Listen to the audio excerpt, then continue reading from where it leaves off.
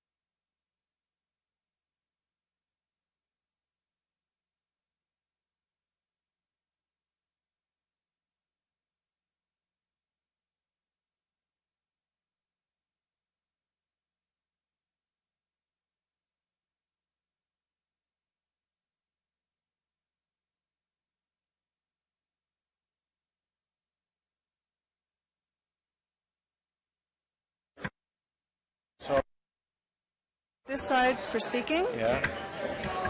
This, no, it's not going to work for me, sorry.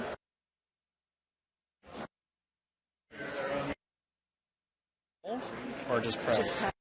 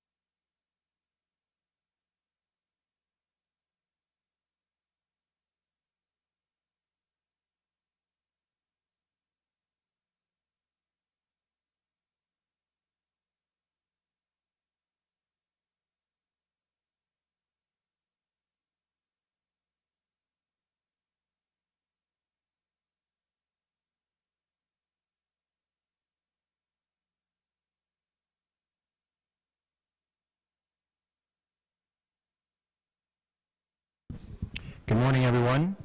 Bonjour à tous, tous et toutes. We're going to begin the Transit Commission meeting today and every transit with honoring employees at OC Transpo who go above and beyond the call of duty. I consider it a great honor to be here to begin the transit meeting to recognize those staff at OC Transpo who go above and beyond to help someone in need. This is an important acknowledgement as part of our TransSecure program, which is a well-established community watch on Wheels program. L'annonce de l'appel remarquable TransSecure pour le mois de janvier 2015 est bien spéciale cette fois-ci, car nous avons deux bénéficiaires à reconnaître. This particular January 15 TransSecure Call of the Month announcement is a special one because we have two recipients to recognize. On New Year's Day this year, OC Transpo operator Mark was traveling on his route when he noticed a vehicle with a driver hunched over at the steering wheel.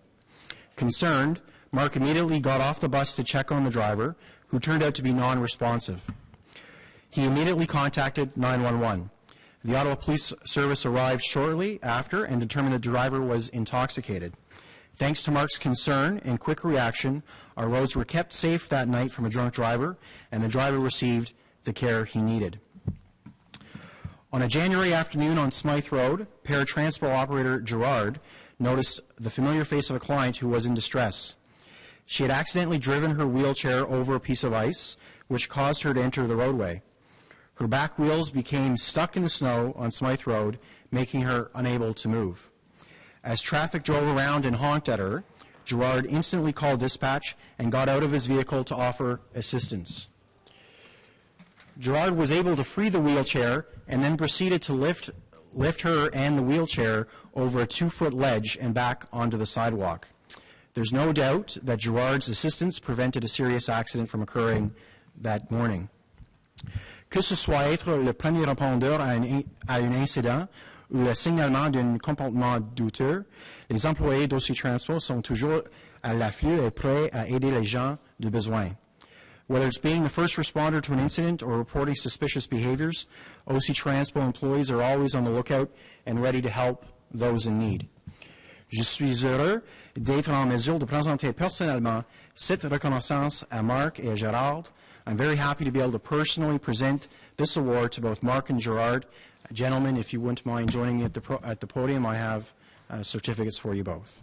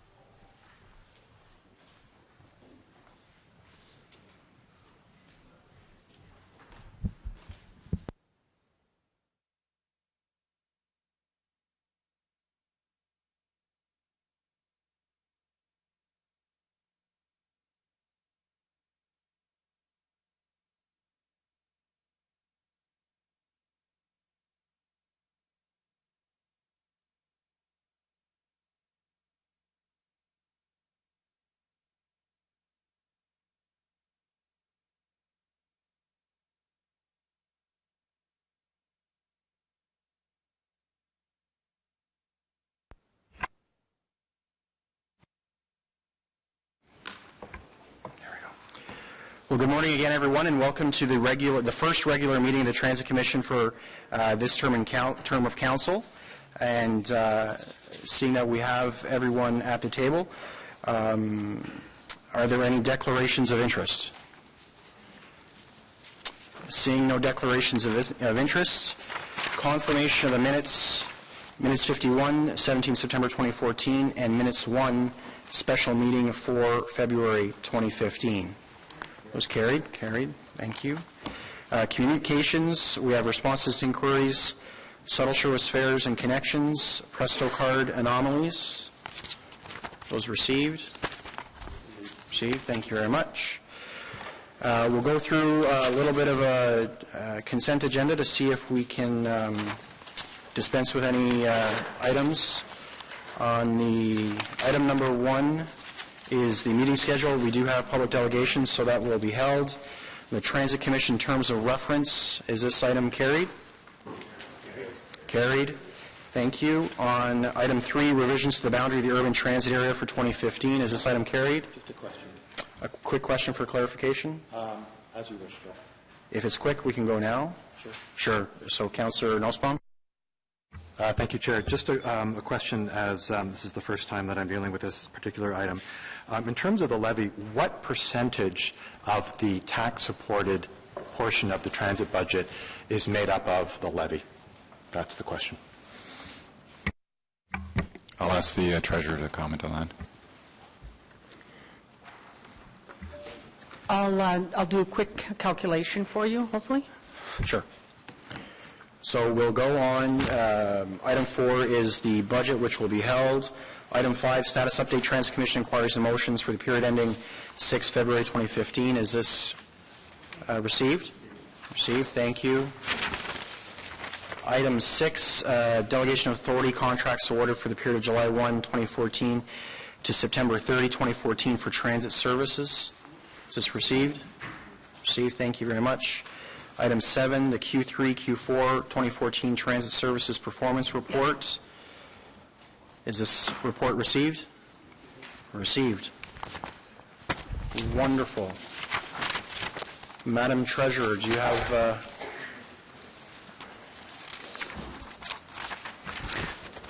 52% of the operating or the costs in transit are covered by taxation.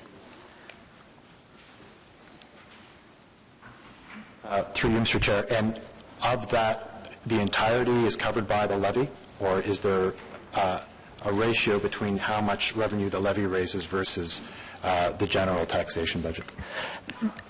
Transit taxes are their own special levy. They are not part of the citywide levy. So that 52% is raised by your urban transit zone tax rate plus your rural's A and B. So combined, that's what it provides. This doesn't include, so part of the levy or part of the costs are also covered by transfers of gas tax, and they're also covered by other sources of revenue and fares. Thanks. Is that satisfactory? Excellent. So item number 3, revisions to the urban bound, or the boundary for urban transit area for 2015. This is carried. Okay, thank you very much. So we do have a presentation on item number 1 from our Deputy Clerk. Ms. Donnelly, I will leave it to you. Thank you, Chair. Just wait while Krista gets everything up. But Commissioners may recall that the recommendation as part of the governance review in December looked to align the meeting schedules with regular work in such a way that it would allow for special meetings where items of single focus, where it would be better for governance to allow that to happen. So specifically, the regular meeting for transit would occur in those months where there are 2 council meetings, and that actually also allows council meetings to have a reasonable workload such that there aren't too many major items on a single council meeting. Go ahead. So just to go through the Transit Commission stats for 2011 and 2013. We leave off 2014 because it's a municipal election year, and that in itself there tend to be fewer meetings and a higher potential for lame duck. The key point here is that about 46% of the Transit Commission action reports were action items and 54 were information items. What does make looking at Transit Commission a bit anomalous is that they had a lot of verbal presentations in the course of their term, over 30 verbal presentations a year.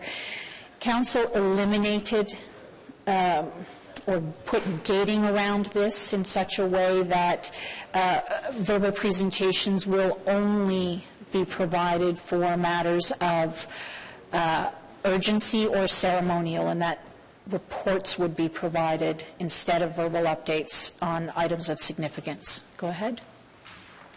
We're here today because Council referred this notion of a reduced regular meeting schedule to the first meeting of each of the bodies that are recommended, and this is the meeting for Transit Commission. Go ahead.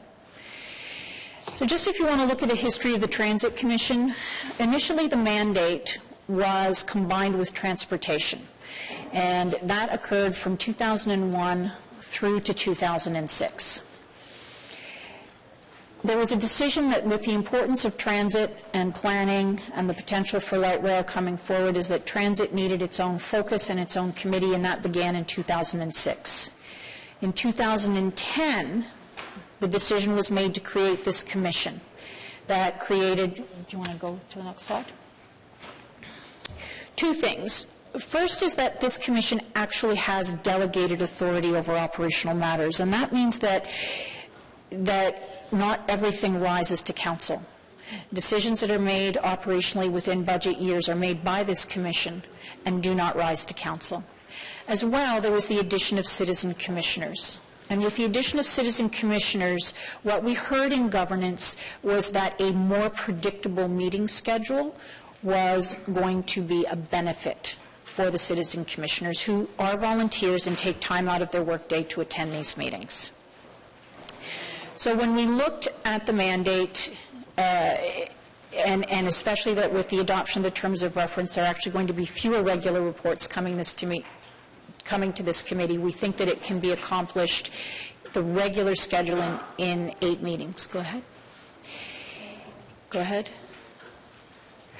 So again, and this is not a rationale, but since we often get asked what's the cost of a meeting, we've included this for your information. And so a meeting here without simultaneous translation is about $275. In the chamber, it's just over $600. With simultaneous, it's more. Go ahead. What we did notice in reviewing the committee stats is that this commission, when it deals with major items, they tend to have significant public focus. The most obvious one from the last term was network optimization, where there were 27 public delegations. It was an 8-hour meeting, but also on that agenda was fleet acquisition with double-decker buses and a number of other significant items. Changing the focus and the alignment of regular meetings would mean that something like network optimization would have or the fare strategy, which also had 23 delegations coming to it, would have a single focus in one meeting, and there would not be other business on this item. So if you look at, and we would consider 2012 to be, and 2013 to be more typical years. We're setting aside the network optimization and the app to peer review, as well as the 2 budgets that occur in a post-election year.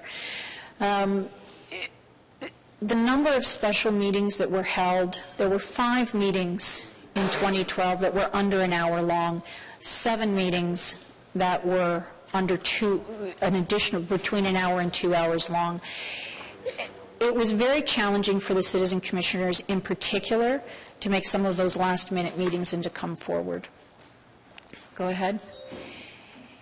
So if you look at the general workload, again, we don't know how much of the length of the meetings was due to the number of verbal updates, so we're putting that there for your information. Go ahead.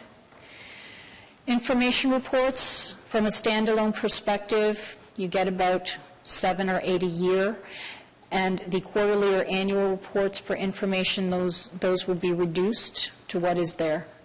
Go ahead. Action reports. Your action reports, you have a significant number of standalone action reports. But when you actually go through and go 2 slides down, you look at the number of delegations that go forward with these. They are budget, fare strategy, changes in service for paratranspo, and we believe that those should be the focus of special meetings. Now, you will also note that a fairly high number of items are held for delegations, but I would note for those commissioners who haven't been around this table that that's not numbers of people, it's number of delegations. And so, for example, there are 5 individuals that account for 37 of those delegations on that slide, and that's not including representatives from the union or the advisory committees. So we truly believe that allowing for your accommodation of regular meetings and single focus meetings, that 8 meetings will be enough business. But we do recommend that we look at this for the midterm governance review to ensure that we get it right. So, any questions?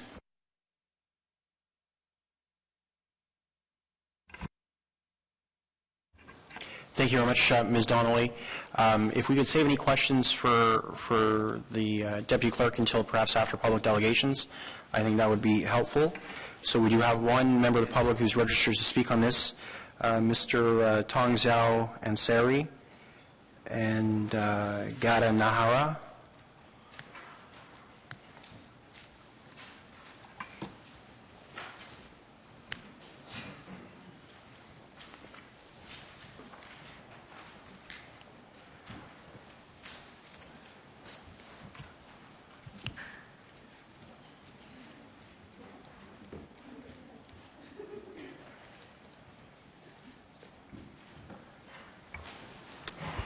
Thank you, ladies, for coming. We have 5 minutes, or you have 5 minutes to make your presentation to the committee. Thank you.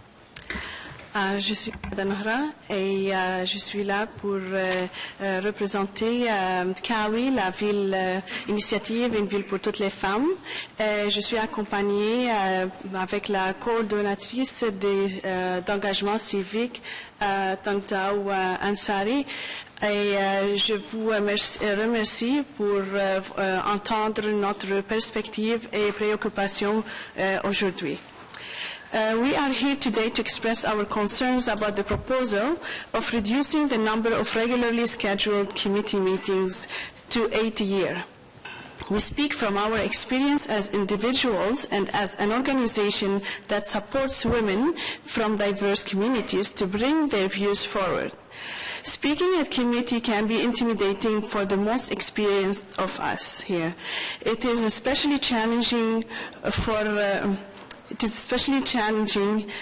a woman who may be speaking a second language and is uncertain that her views will be considered. It is not only a courage and act to come here to speak, but often a creative juggle of family, community, and work commitments. So many times we have sat here with women who are watching their watches while taking a deep breath to get ready to speak. What makes this even more challenging is when we enter the room to find it all full of people presenting deputation on a number of agenda items. Then, often with no clear explanation to the public, the order of the agenda switches, resulting in a possible 2, 3, or even 4-hour wait to speak. At times, the woman has to leave before presenting, after having worked so hard to prepare and wanting so much to bring forward her views. We don't know why the switching of agenda order happens, but for the women waiting to present, it can feel as though her views are less valued than other delegations. We fear that fewer meetings will only exacerbate this already existing challenge. From the community perspectives, it seems that it is better to have more meetings with shorter agendas. In fact, we would like to put forth 2 other proposals to address this challenge. Items with delegations presenting would be given first priority on the agenda. Second, the reasons for changes to the order of the agenda would be made public at the beginning of the meeting. Thank you. I know how important it is. I remember I brought my daughter, who was 3 years old a few years ago, and Councillor Mike Taylor made a comment. She was one of the youngest delegation in the room, and he ever seen for years. But I remember a few years ago, I came here to a committee meeting with my 2-year-old daughter, as I could not arrange childcare. Having looked at the order of agenda, and I thought I'm only going to be here a couple hours, and it ended up it was 5 long hours wait. My daughter was sleeping on my lap at the time. So given the importance work of this commission and the vital role that is played by giving citizens an opportunity to give direct input to council, we are surprised that there will not be enough business to warrant monthly meetings. We believe it is better to cancel a regular scheduled meeting than to schedule special meetings as proposed. The reason is that the public can more easily follow the course of a committee when there are regular scheduled meetings. It is already very challenging for the public to provide meaningful input while agenda and reports are only posted the Friday before the meeting. It is a rush to review staff reports, check the facts, consult with community, maybe speak to a counselor or staff person and support a woman to speak. This we know is the experience of so many residents and organizations interested in engaging with City Council. At least when meetings are regularly scheduled, we know when to watch for it coming. This council and the one before it has reduced the number of citizen advisory committees based on an assessment that there can be more effective citizen engagement through staff-organized working groups and task forces. However, we now have fewer opportunities for citizens to give direct input to council. Standing committees and this transit commission are key places for this to happen. To reduce the number of opportunities to interact risks reducing democratic citizen engagement. Indeed, we welcome more opportunities for meaningful input rather than less.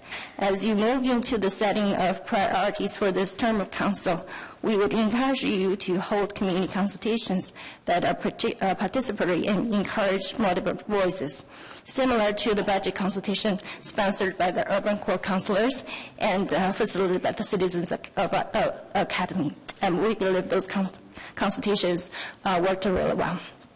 We welcome the opportunity to work with you and thank you for considering how the best to hear our views from citizens. Thank you. Well, thank you very much. Merci beaucoup pour votre présentation. Est-ce qu'il y a des questions de la communauté à notre délégation? Are there questions to the delegation from members of the committee? Seeing none, thank you encore. Merci encore. Now on the item, Councillor Kakish.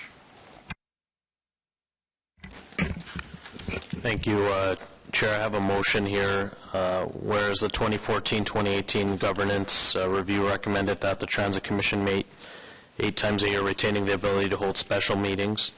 Whereas the Transit Commission received presentations from staff and from public delegations, therefore it be resolved that the Transit Commission approves and recommends council meeting schedule of 8 times a year, retaining the ability to hold special meetings, and that Transit Commission meeting schedule be reviewed during the midterm governance review. Thank you very much. Are there any commission members on the motion? Councillor Nussbaum. Yeah, I just wanted to clarify, Chair. So the status quo, should this motion fail, would be to schedule one regular commission meeting per month, with the exception of maybe a summer month and December. So we'd be looking at 10 in terms of a regular schedule. It's one a month. One a month.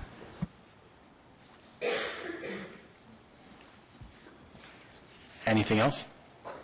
Well, I mean, I guess my own view, not having had the benefit of the experience of the council members and the commissioners who were here last time, I mean, and given the importance of the next few years in terms of transit business, and as OC Transpo gets ready for the LRT, my inclination is once a month strikes me as fairly reasonable, perhaps not in the summer, not in December, at 10, and then midterm would be an opportunity, if we find that's too much, to reduce it to 8. But I would feel more comfortable with that approach, not having had the benefit of the experience of being on here, with an open mind to reducing the number of meetings if you're finding, Chair, that you have to cancel them for lack of agenda items. Thank you very much, Councillor Nussbaum.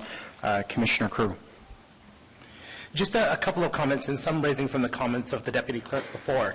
So if I understand your presentation, part of the idea is there will be fewer verbal updates, and more things that will be purely action items. Is that correct? There will be no verbal updates except for emergency and ceremonial items. There will be, those sorts of items will come forward as either information or other reports, and the notion is to align the regular business with regular meetings, and where there are items of significant public interest, to have single focus special meetings so that you're not making a number of significant decisions on major policy issues after an 8-hour meeting or in the course of an 8-hour meeting, and it's to allow both of those things. Well, then, through the Chair, I just want to comment that I very much support that approach. It was my observation that from time to time, even important items or items that the public wanted to comment on would on occasion be presented in a verbal update. So I think that this is a much more effective way of dealing with it. And then just really to the Chair, and listening to the presentation from the City for All Women Initiative, who are frequently here, are frequently providing valuable input, I'm wondering, to the extent that it's possible, if you would use your authority as Chair to try and put the items with public delegations early on the agenda, to the extent that's possible. Yeah, I think certainly to the extent that's possible, not changing the order of the agenda so that people can plan their day, and where we do have a large number of public delegations who arrive early in the morning, if those items can be dispensed with procedurally in the right order, I think that's certainly a good way to go. Okay, I'm glad to hear that. And I should just, note as well that my observation was that we would switch around the agenda only in very exceptional circumstances. So I hope that that continues to not occur. Thank you very much. Thank you very much, Commissioner Crew. Councillor Eglai? Thanks, Chair. I have a question and a comment. Question, I'm not sure if it's to you, Chair, or to you, Deputy Clerk, but what do you foresee as sort of the triggering criteria for saying that we would need a special meeting? Well, I can put my initial thoughts in. I would argue that if there was an emergency directive that OC Transpo required that wasn't already within their delegated authority, if there was an opportunity, a purchasing opportunity that might run out that they might need to have, if there was a regulatory report that were to come out that needed comment and direction on, I think all those items would warrant a special meeting. And if there was a major if we were to make other major policy changes, we may want to have a special meeting just to deal with those so that we can target that meeting and people can come out and speak specifically to that item, and perhaps have the regular meeting be used for more typical regular business of the commission. Okay, and I guess follow-up question to the clerk is, for a special meeting, what's the minimum notice requirements? The minimum notice is 6 hours, usually used in cases of emergency, but often chairs will use where they're having a special meeting on a single focus. That's often more than a week in advance, sometimes as long as 2 weeks in advance going forward.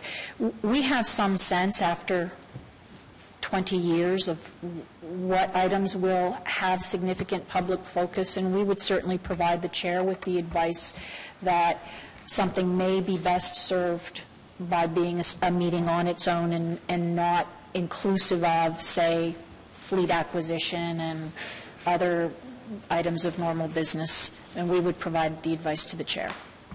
Thank you. My inclination would be to support the motion and to turn Councillor Nussbaum's argument around. This is an exciting and important time in transit, and I think the ability for the chair, who we've entrusted with that role, to decide that we need a special meeting on something related to, for example, the introduction of LRT or a policy change related to LRT, so we can have a full and appropriate discussion.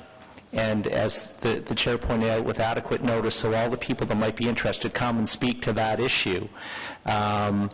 To me, that makes a lot of sense than crowding that onto another agenda. So I'll be supporting Vice Chair Kakish's motion in that regard, because I think it will give us the focus we need.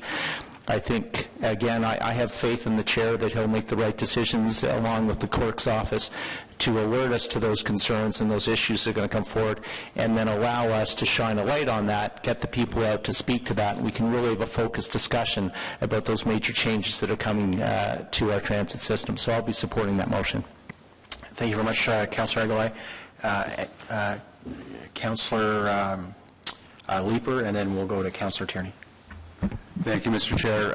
I guess two pieces of clarification. I do have a lot of empathy for the position that was just outlined by the speakers. More meetings with fewer items allows for hopefully shorter meetings, which means that people are able to better plan their day, and it allows for a better ability to plan the month when they know when meetings are going to be held. I guess the clarifications I would seek, if this motion doesn't pass and we stay with the status quo, does that eliminate the possibility for holding special meetings when something is going to be no.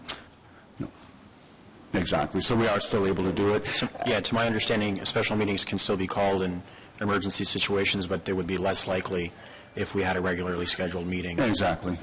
And then the second piece is at midterm governance review, if it's really not working, I just want to understand that we do have full flexibility to reduce the number of meetings that we regularly hold. The Deputy Clerk is not in our head, so I would presume that's a yes. Perfect. Thank you very much. Thank you. Councillor Tierney. Great. Thank you, Mr. Chair. Feels like Groundhog Day with the same presentation as yesterday. But I did note one quick thing in the slides, that there is a slightly larger cost to do business in the council chambers versus this room. Is that because there's more staff required? It's the name handling, staff for name handling. Great. And now, on the same note, you can see this room's kind of packed. We've had many planning committees where people are breaking out the fold-out chairs, and there's a bit of a comfort factor. Is the cost one of those factors that we shouldn't be looking at when we have overflow crowds? If it's a long day and there's major significant interest among members of council and the public, we will always advise the chair to move a meeting to the chamber. And when you have special meetings, again, where you're aligning work, where you're aligning a meeting schedule with the work, it is much easier to move large meetings to the chamber. It's much easier to find room on the schedule. Appreciating, again, we go back to angels dancing on a head of a pin, but actually scheduling meetings here is significantly more challenging than one might think. So where you have a full regular meeting schedule, it's actually far more difficult to schedule special meetings to accommodate those broader single focus issues where there's a large public interest. It is more difficult, for example, to find a spillover day for planning committee. And Mondays tend to be out because their boards meet and quorum gets lost. Fridays the public don't tend to like to come out. And so we're really looking at Wednesdays and Thursdays for those days, and they can be very hard to come by. Great, so thank you for that. So during our chair preparation agenda clearing meetings, that's usually where staff will advise us, whoever's a chair, if they should take this opportunity to look at going to the bigger room. Great, thank you. Thank you, Councillor Tierney. Commissioner Mello. Thank you, Mr. Chair. I guess we heard from the delegation that one of the issues we're facing is the advance warning of the matter to be discussed and the availability of discussion papers or material for the public and the commission members as well. So what is the protocol right now? How far ahead of a scheduled meeting will an agenda item, discussion paper, or deck be made available? What is the actual protocol? Chair, for a special meeting, it is again the 6 hours notice. But for single focus special meetings that are called specifically, it is rarely done with less than a week in advance, and more often than not, more notice than that, where an item, commissioners may receive a technical briefing on something that's being tabled and released to the public. There may be a quick meeting to table, and then the debate occurs a month later. It will really depend on the item itself. But what we can say is that where it's significant public interest, there is usually more notice given rather than less. And I would say it would be my philosophy and practice that if we were having a special meeting on an item of import that was known well in advance, that the materials would be made available as soon as humanly possible. Thank you, Mr. Chair. Thank you. Are there any other councillor? Oh, yes, Commissioner Milner. Thank you. Through you, Mr. Chair, just a quick question on the costs. Again, I know we're not supposed to be considering this as a major factor, but are the costs associated fixed costs or per meeting, or longer meetings? Do we have some net savings, or if we're looking at it per hour of meeting? Longer meetings cost more. Thank you. Councillor Leeper, did you have your hand up again? No? Okay. Are there any other questions on this item? Commissioner Crew. And just to address that item, and following up on what Councillor Tierney was suggesting, certainly when I see the cost savings, I think that the use of this room is a prudent thing to do generally. But certainly, you know, I don't remember an awful lot of meetings that have a packed house at the Transit Commission. As for meetings such as the budget meeting, I would recommend the use of the council chambers if at all possible. I think our people that take the time to come should be comfortable. Thank you. Thank you, Commissioner. It's a fair point and certainly noted. Are there any other questions? Okay, seeing none. I also support Councillor Kakish's motion. I think by allowing the ability to call special meetings that are focused on important issues, we can ensure that those have the depth and breadth of discussion that they rightfully deserve, and attention isn't unnecessarily taken away from those issues for more routine matters. It didn't happen a lot, but there were occasions last term where items were, at planning committee, items that had several substantial items went late into the night, and some we did start to lose quorum, and given some of the things we might be dealing with, that might very well be possible with the Commission as well. So I would urge everyone to support Councillor Kakish's motion. Is his motion carried? Dissent. Carried. Dissent from Councillors Nussbaum and Leeper. Thank you very much. So now we are on to item number 4, the 2015 draft operating and capital budget, tax and rates supported. And we obviously do have a presentation, so I will hand it over to Mr. Manconi and his team to get set up. Just procedurally, everyone, we're going to receive the presentation from the management of OC Transpo, and then we will receive delegations. And I would ask that all questions, to the extent possible, be saved for the end of delegations. Small questions for clarification, I think are fine, but anything beyond a real quick clarity should be kept until after public delegations.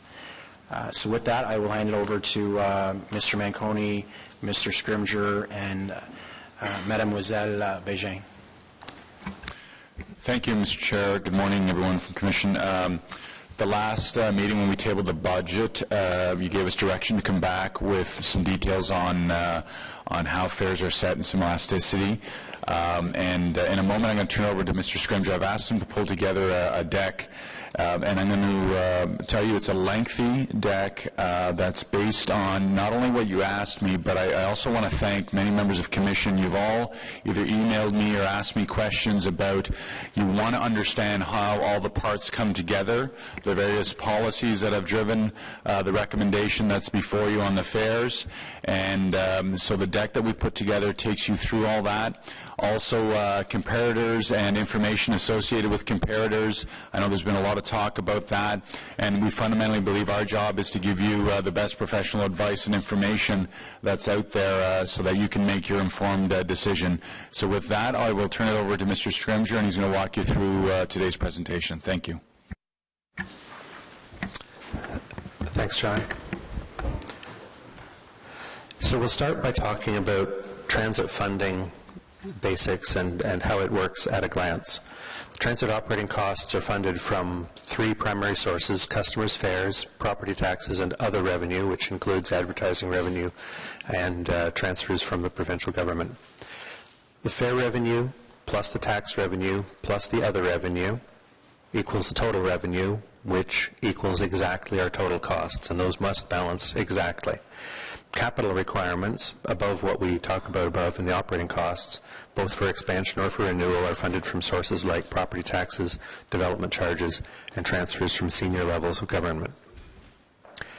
In 2014, the operating budget was $465 million. Operating costs were $364 million of that. Contributions to the capital reserve were $96 million. And the contributions to the pension fund were $5 million. So the operating costs of 364 is very often what we're talking about and what we're focusing on. Those operating costs of $364 million in 2014 were funded from customers' fares at $183 million. That's the 53% that we talked about earlier. Property taxes at $143 million, and other revenue, including the provincial gas tax revenue, at $38 million. Now, when we get to the 53%, the revenue cost calculation, some of the other revenue, the revenue that we've generated from advertising or from sales of our products to people other than customers, adds to the adds to the revenue that's counted in the 53% calculation. Fare revenue comes from the decisions made each year by the Commission and Council when the budget is set. The fare structure that that is in place. We usually continue from one year to the next, except when policy decisions are made by the Commission and Council. And the fare levels are, of course, set by the Council decision in the budget. But the fare choices are made by customers as they determine which of the many fare options that are available to them they choose. And the actual ridership is not set, of course, by a council decision. It depends on many factors, most of which are driven externally by the economy, the state of the local economy, or the comparison in different parts of the transportation market. So one way of looking at this is that there's three corners of a triangle that must always be balanced. The cost at the top, the revenue at the bottom. The cost will always be determined by a commission and council choice on how much service we should operate, multiplied by a cost per hour, which is largely set externally by the market or the economy. On the left bottom corner, the fare levels are set by the commission and council each year, but the ridership is determined by the economy and the market. And at the bottom right, property tax rate is set by the council, but the assessment depends on the state of the economy and the local housing market. So there's parts here that are within the jurisdiction of the Commission and Council, but there's parts that are subject to how the economy works, and all three of these must always balance. The bottom two corners must always add up to the top one. Now, to simplify this leaves out other revenues. That was just to simplify the concept. So to recap, the operating budget in its simplest form, the fare levels times the number of customers we carry, the tax rates times the assessment that exists in the city, add up to the hours of service times the cost per hour. Now we move on to the concept of transit affordability. The affordability criteria were determined by Council in approving the Transportation Master Plan and in the Long-Range Financial Plan of the last term of Council. Affordability is defined as using conservative assumptions there is adequate funding to deliver the service and provide the related infrastructure from existing sources. And so the affordability assessment that exists and that is the foundation of the Transportation Master Plan is for all transit and operating costs for the period up to 2031 in detail, 2048 a little more conceptually, including new infrastructure, bus operations, bus replacement, transway maintenance and expansion, support systems, life cycle costs, and many, many other aspects. All of the aspects, all the things that we spend to build, maintain, or operate the transit system are accounted for in that affordability plan. The comprehensive transit financial model for capital costs and operating costs, as I said, was updated with the assistance of expert consultants from PricewaterhouseCoopers, and it includes all Transportation Master Plan capital projects up to 2031, and there was an assessment of what the capacity is to build other capital projects in the period from 2031 to 2048. I mentioned the conservative assumptions that were used. Some of those were that there would be no new revenue sources, that transit taxes and fares would increase at the rate of inflation of transit costs, which were modeled at that time at 2.5% per year, that senior governments would share in the capital costs of rail projects, but not other capital projects, and that amount was estimated at $975 million each of the two levels of government in construction year dollars. There were conservative assumptions for development charge revenue and use. There were conservative ridership assumptions. The capital cost estimate included adequate contingencies, and there was conservative fleet plan and conservative bus operating cost estimates. And the major capital items that were included in the Transportation Master Plan were these: the O-Train Trillium Line extension to Beauceville, the O-Train Confederation Line extensions to Baseline, Bayshore, and Place d'Orléans, the light rail vehicles that would be required, building another light rail storage facility, a second one after Belfast Yard, for a total of $2.4 billion in light rail projects. For transitway changes, the extension of the transitway from Bayshore to Moody, building the Baseline Transit Corridor, and the part of the transitway between March Road up into Canada North at $110 million, for a total of $317 million of transitway projects, plus $200 million in transit priority projects to improve the flow of buses on the road network, all adding up to total capital costs of just under $3 million. $3 billion, I'm sorry. So to make some comparisons of cost and fares with other cities in Canada, it's important to remember that every city is in a different circumstance. There's different geography, there's different population densities, the demographics are different, the types of work people do is different, where people work is different. The governing bodies, commissions, councils, and similar have made different policies about how service should be run. Many cities use different types of vehicles, whether it's trains, high-capacity buses, or standard buses, and there's many different funding policies in place. But when you look at the cost per trip, the amount of money that the agency spends to move one customer on average from where they start to where they end, this is a graph showing the cost per trips across Canada, with Ottawa being in about the middle of the range. You see Montreal at the low end at under $3 per trip. You see Ottawa in there in the middle of the range at about $3.50 per trip. And you see over on the right-hand side some of the very low density regions outside Toronto, Durham and York at the very highest.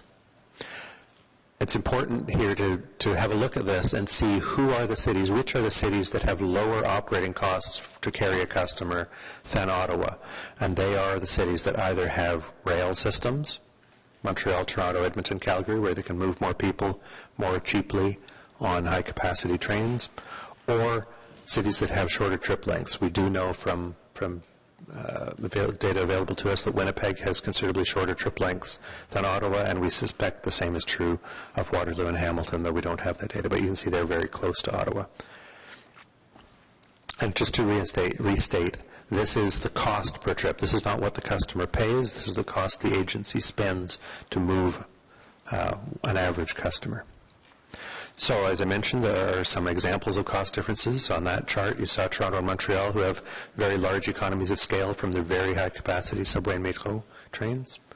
Toronto and Montreal also have higher population densities because much of the suburban development is outside their municipal boundaries in cities such as Mississauga, York Region, Laval, Longueuil. Those suburban cities around Montreal and Toronto don't have very large downtowns, and so a lot of the travel is a very long-distance trip into Toronto and Montreal. And as I said earlier, Winnipeg has shorter average trip lengths, being a more compact city than Ottawa. Some of the influences that we have in Ottawa, we use a very large number of high-capacity buses, double-decker buses and articulated buses, and that brings our costs down. We move more people per staff member. We have considerably faster operations where we've built the transitway. The buses move more quickly than they would if they were operating on city streets, and that reduces costs quite a bit. But we also have longer trip lengths because of the existence of the green belt. People who are traveling from outside the green belt have that extra 2 to 4 kilometers on their trip that others wouldn't. We have more comfortable service capacity standards than most other cities. We require very few customers to stand compared to other cities. Most customers get a seat on our buses. That drives our costs up.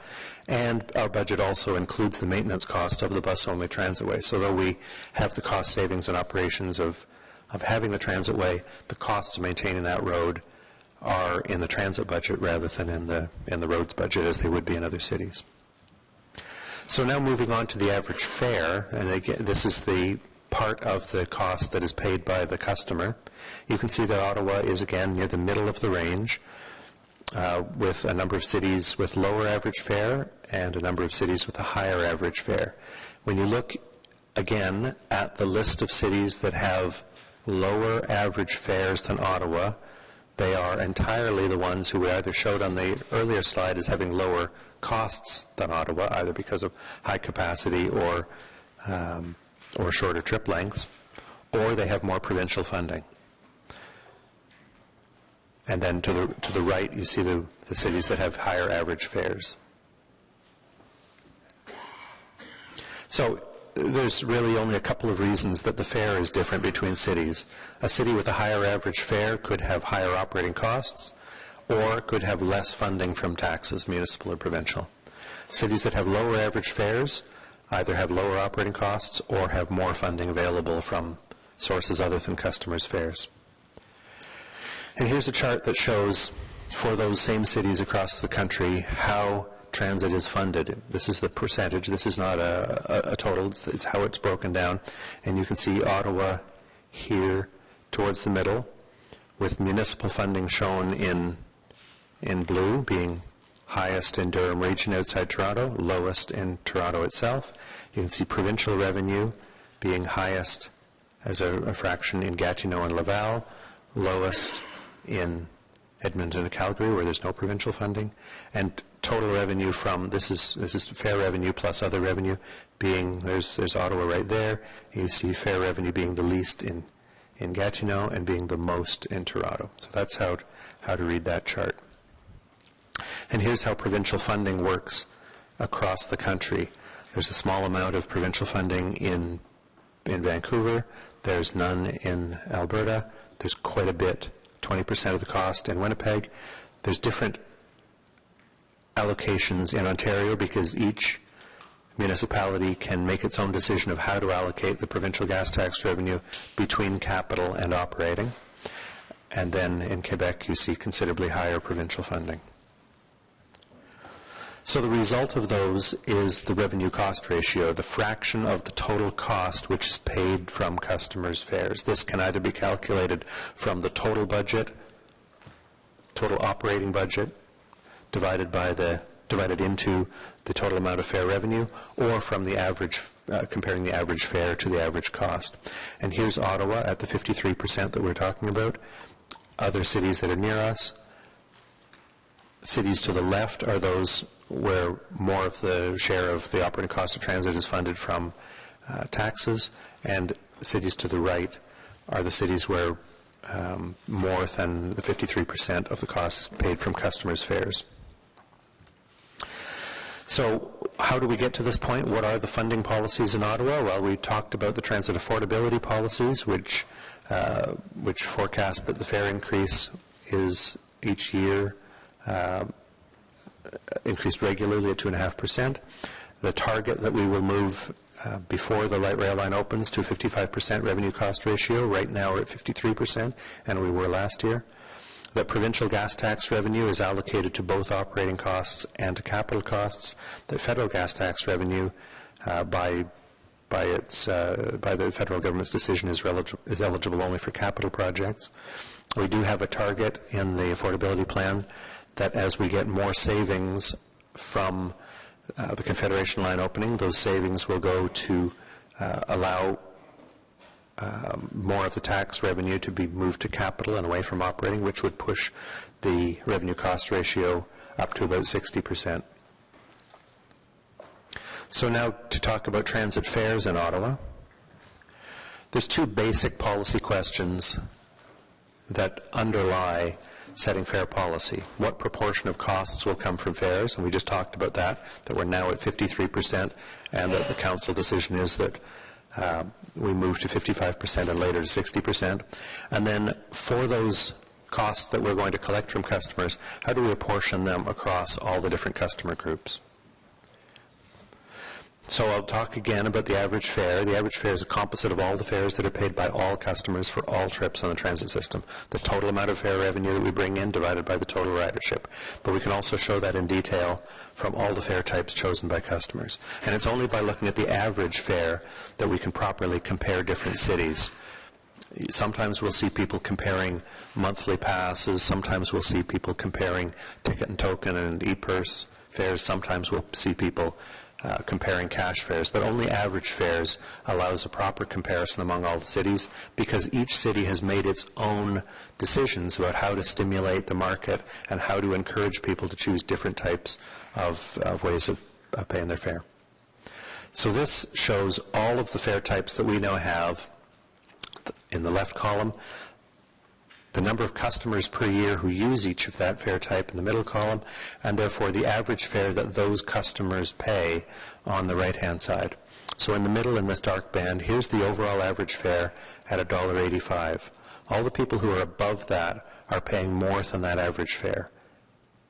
ranging from $207 for those who use an e-purse and are seniors, regular cash fare, average fare $342, and I'll point out briefly that because this is an average for all of 2014, this is an average of the fares that were in place before and after the 1st of July. You can see that other people who are below this line of $1.85 are paying less than the average fare, including regular monthly pass holder, students, seniors who are using monthly passes, and children. You can also see that the largest group of people is the people who pay with a monthly pass, regular fare monthly pass, and they're paying slightly less than the average fare. The next largest group of people are those who travel by U-Pass. They're traveling for $1.18 per trip. So all the people on the top half are paying more than the average fare, and in doing so are contributing towards the travel costs of the customers who pay less than the average fare, because when you add all of these people together, they do average out at $1.85. And you can see that there's quite a range from the people who are traveling on a seniors pass or a community pass at an average of 83 or 88 cents a trip, up to those people who are paying express tickets and express cash fares who are paying $4.50 to $4.80 per trip. So going back to some of those policy questions, what has Council decided in the past? Council has decided that fares will be set to fund 55% of operating costs, growing to 60% after the Confederation line opens, that fares will increase at 2.5% per year, that fare discounts will be provided for frequent travelers, those who use e-purse, those who use tickets, those who use monthly passes. The discounts will be provided for senior students and children. The discounts will be provided for ODSP recipients and paratransport registrants. Council's also decided that a fare premium will be charged to express route customers, and we incorporate that into the structure. And Council also has given us direction, like actually was the previous Transit Commission before amalgamation, a long ago decision that set up the fare structure, that infrequent transit users, people who do not have a regular commitment to use transit, those people who pay in cash will pay the full cost of their trip with no subsidy at all. So the cash fare is set to match very closely the average cost per trip. Some of the recent fare policy decisions over the last few years, the Community Pass was introduced in 2006. That gave a discount and pushed the average fare down. Free Wednesdays for seniors gave a discount starting in 2007 in the summer, 2009 year-round, and that pushed fare revenue down. Presto monthly passes were made transferable in 2012, and that pushed fare revenue down. Presto e-purse fares were introduced between monthly pass and ticket prices, and that pushed revenue down.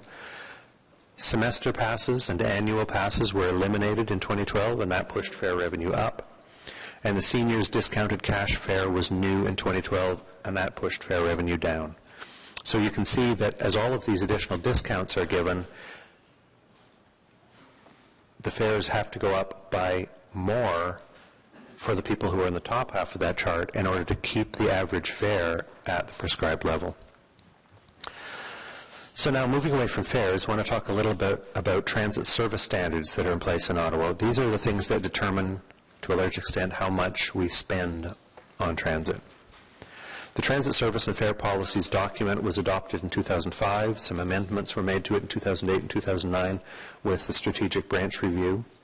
And that policy document is about meeting customers' travel needs, how to evaluate route changes, how to make comparisons about expanding the transit systems, setting transit fares, and maintaining that balance in funding for transit. So we can first talk about access to transit service. We have a standard that says that during peak periods, there will be a bus stop or station within a 5-minute walk or 400 meters for 95% of the population of the urban area. We have a standard that says that all-day service is provided with a bus stop or station within a 10-minute walk or 800 meters for 95% of the population of the urban area. And when the urban area grows beyond those levels and beyond the existing limits, it's time to extend the transit service into the new geographic areas. We do run in many, many parts of the city more routes than the minimum requires. If you think of more densely built up parts of the city, the routes are much more closely spaced, and that's because there are proven ridership levels that will support those additional routes. And these are generally similar to the standards that are in place in most cities. Some cities use 300 meters, some cities use 450 meters. The American cities talk about quarter miles and things like that. And not all of them are as strict about the 95% or measure themselves as we do. But you notice that the standards allow that up to 5% of the population is beyond those 5-minute and 10-minute walks. Generally, this applies to isolated areas where the road network does not permit bus operation, and we do have some of those. Isolated areas where the population employment is too small to warrant running a bus in there. There's some areas where consultation has determined that the transit service will not be provided, where it's been the choice of the people who live in those areas not to have transit service, and there's a couple of those. And new areas as they grow before the population is large enough for the bus service to be extended or to meet the minimum financial standard. One of the other major categories is the frequency of service. We set minimum service levels that every route will run every 30 minutes at least, and more frequently as required. That on the Transitway and on the O train will run at least every 15 minutes. And we won't take a step to go to service that's less frequent than every 30 minutes unless the alternative is not to run the route at all. So some routes run every 60 minutes, a couple of routes run very infrequently, but that's because the alternative there was for the route to not run at all.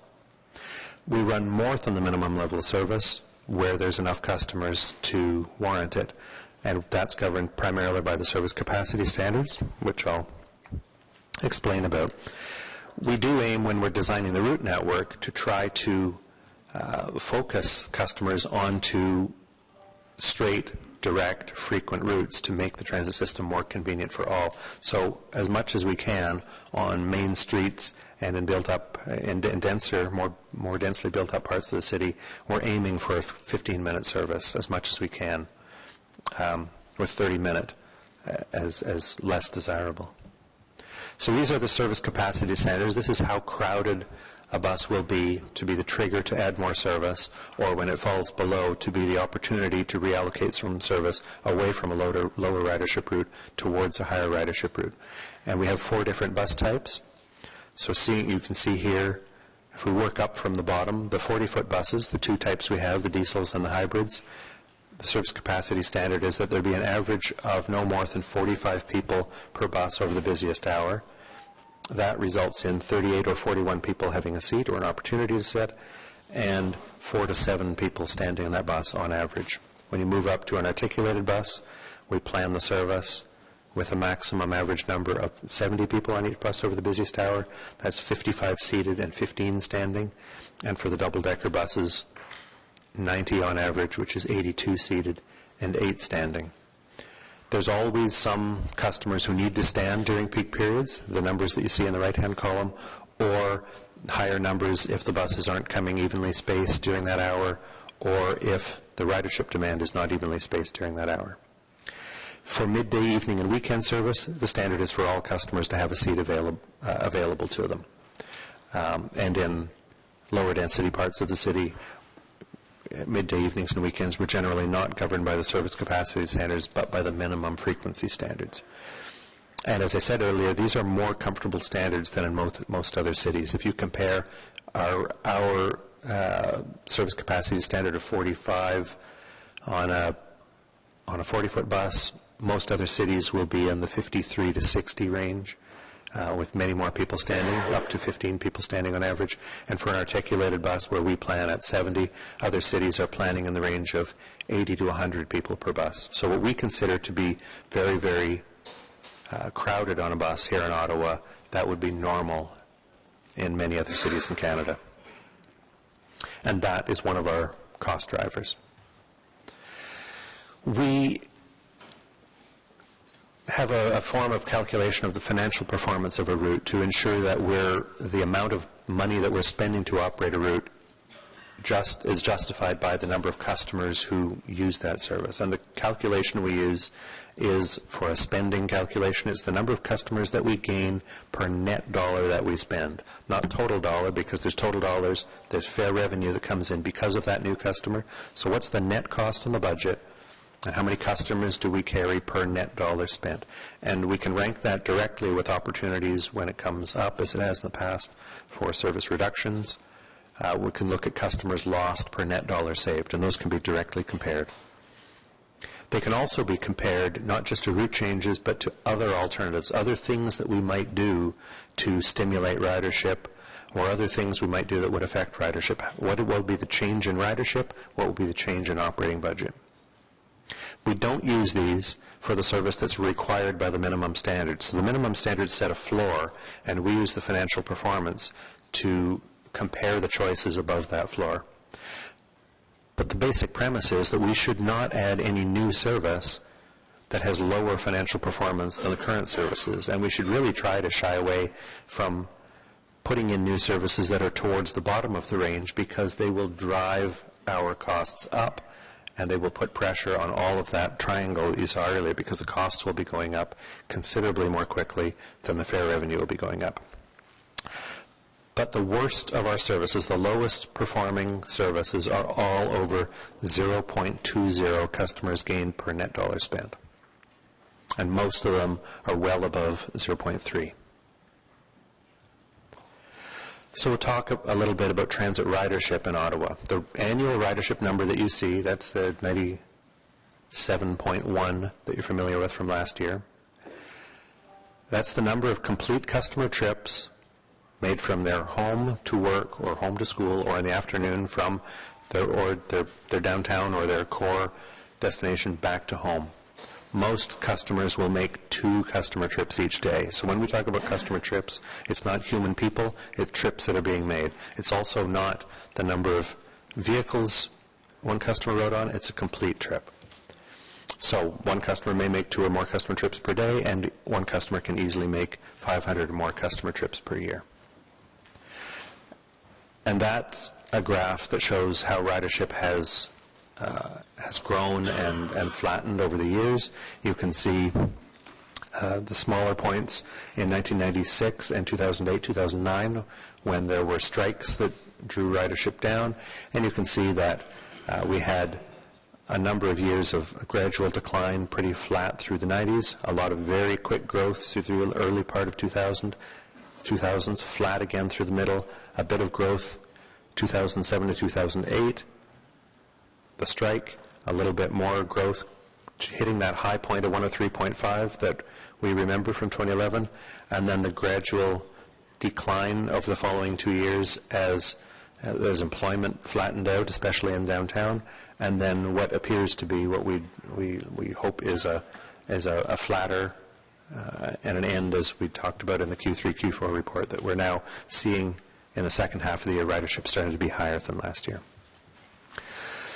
So what influences ridership? The major influences are employment and population, and the less influential influences, gas prices, weather, fare changes, parking costs and availability, traffic congestion on the road, the costs of car ownership and car maintenance. The main things are employment and population. When you do a statistical regression, you can see that the strongest correlation is between the size of the employed labor force and annual ridership change, that 95% of the change in annual ridership is consistent with change in employed labor force. And then population and gas price being down at explaining 80% of the change. When you look at monthlies, you can see that these are in the 80 to 100%, 80 to 100%, 70 to 90%, and then precipitation and average temperature being much, much lower.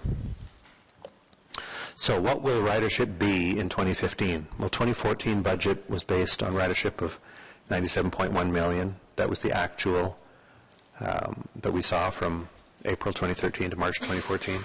Ridership in the most recent 12 months, that's the 12 months from January to December 2014, has been 97.1 million. The Conference Board of Canada forecasts that Ottawa employment will increase by 1.3% in 2015, but we want to be very cautious about that because if that employment growth happens away from downtown, then many of those people will travel by means other than transit. So we're showing a very small ridership increase, and the draft 2015 budget is based on ridership of 97.3 million customer trips. Now, how customers choose what fare to pay is with them, but Council and Commission can influence their fare choice. One of the things that influences that is where is the break-even point between single ride fares and monthly fares. How many trips is one person going to make in a month? And if they do the math, multiply, if they think they're going to make 38, 40, 45, 50 trips in that month, are they better off paying with single ride fares or monthly passes? And the lower the multiple, the more likely they will choose monthly pass, and the higher the multiple, the more likely people will choose single rides. People are getting used to, but not everyone is there and comfortable yet with using the smart cards. Some people are still preferring to use cash and tickets rather than electronic pass or electronic e-purse.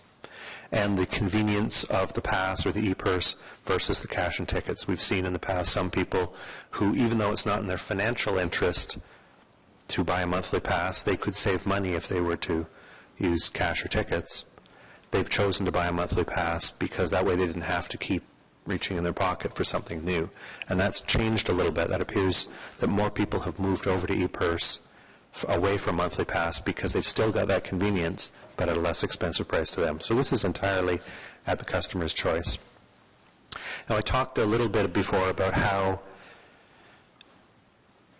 the level of fare increase can affect ridership. So this chart shows that if, based on the recommended fare increase of 2.5%, we expect to carry 97.3 million customers and bring in $186.4 million. If the fare increase were higher, we would carry fewer people, but we would bring in more money. If the fare increase were lower, we would carry a few more people and bring in less money. So a lower increase in fares than 2.5% would increase ridership and would reduce fare revenue. And from this calculation, we can say that there's approximately a $400,000 cost to gain approximately 60,000 customers. When you put that on the same scale, the customers gained per net dollar spent, that yields a financial performance of 0.15. That's considerably lower than not only the average route in the system, it's considerably lower than the worst route in the entire transit system. And that shows that investing the same amount of money in service rather than in a fare reduction would bring more customers to OC Transpo. So the 2015 recommendations, this is to recap information that you have already. The recommended fares from starting in July 2015, not readable on the screen, but in all the budget books. The recommended service improvements, the shorter waiting times and increased capacity on the Trillium line, shorter waiting times and increased capacity on Saturdays, Sundays, and holidays on Bank Street, shorter waiting times midday, evening, and Saturdays in Barrhaven South, also earlier and later service. Access to transit in the new commercial area on Hunt Club Road between Maryvale and Prince of Wales. Access to transit in the new residential areas and shorter waiting times in the employment area in the midday and Canada North. Access to transit in new commercial and residential areas in Canada South. Access to transit in new residential areas in Orleans, the south part of Orleans. Access to transit in new parts of Stittsville. And increased number of trips accommodated in Paratranspo. And for all of the changes that are specific to an area of the city, we've begun our discussions with the councillors. We've developed the service improvement proposals. We've briefed the councillors. The councils are considering what sort of consultation they need to hold, and some of them are choosing to do it during the budget consultation process. Here we are back now with the budget being considered by the Transit Commission. On March 11th, the budget will be considered by Council, and if that funding is available, if those service improvements are agreed between staff and the councillor, then they would start at the end of June, and we'd be providing information to customers on those service changes during May and June. And just to show how the standards that I talked about are influencing those choices, you can see how some of them are about access to transit, some of them are about capacity, and some are about frequency and the hours of service. Some other things that are happening in 2015, the first 12 of our 37 new double-decker buses will arrive to be here by September.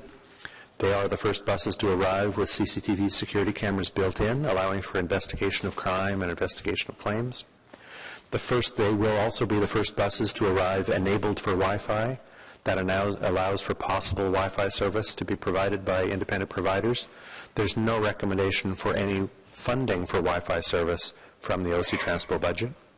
And those buses are also the first to arrive with every bus coming with passenger counters rather than just 10% of the buses, and that will, as more and more of the system, as more and more of the fleet is replaced over the years to come, that will allow better data collection for service monitoring.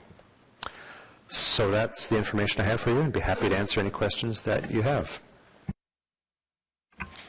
Thank you very much, Mr. Scrivener. I think that's perhaps the most in-depth presentation I've ever seen about OC Transpo in certainly my 4.5 years, and is very well done. So thank you very much. We will move on to public delegations. To begin, we have Diane Breton from the Council on Aging of Ottawa and the Ottawa Senior Transportation Committee.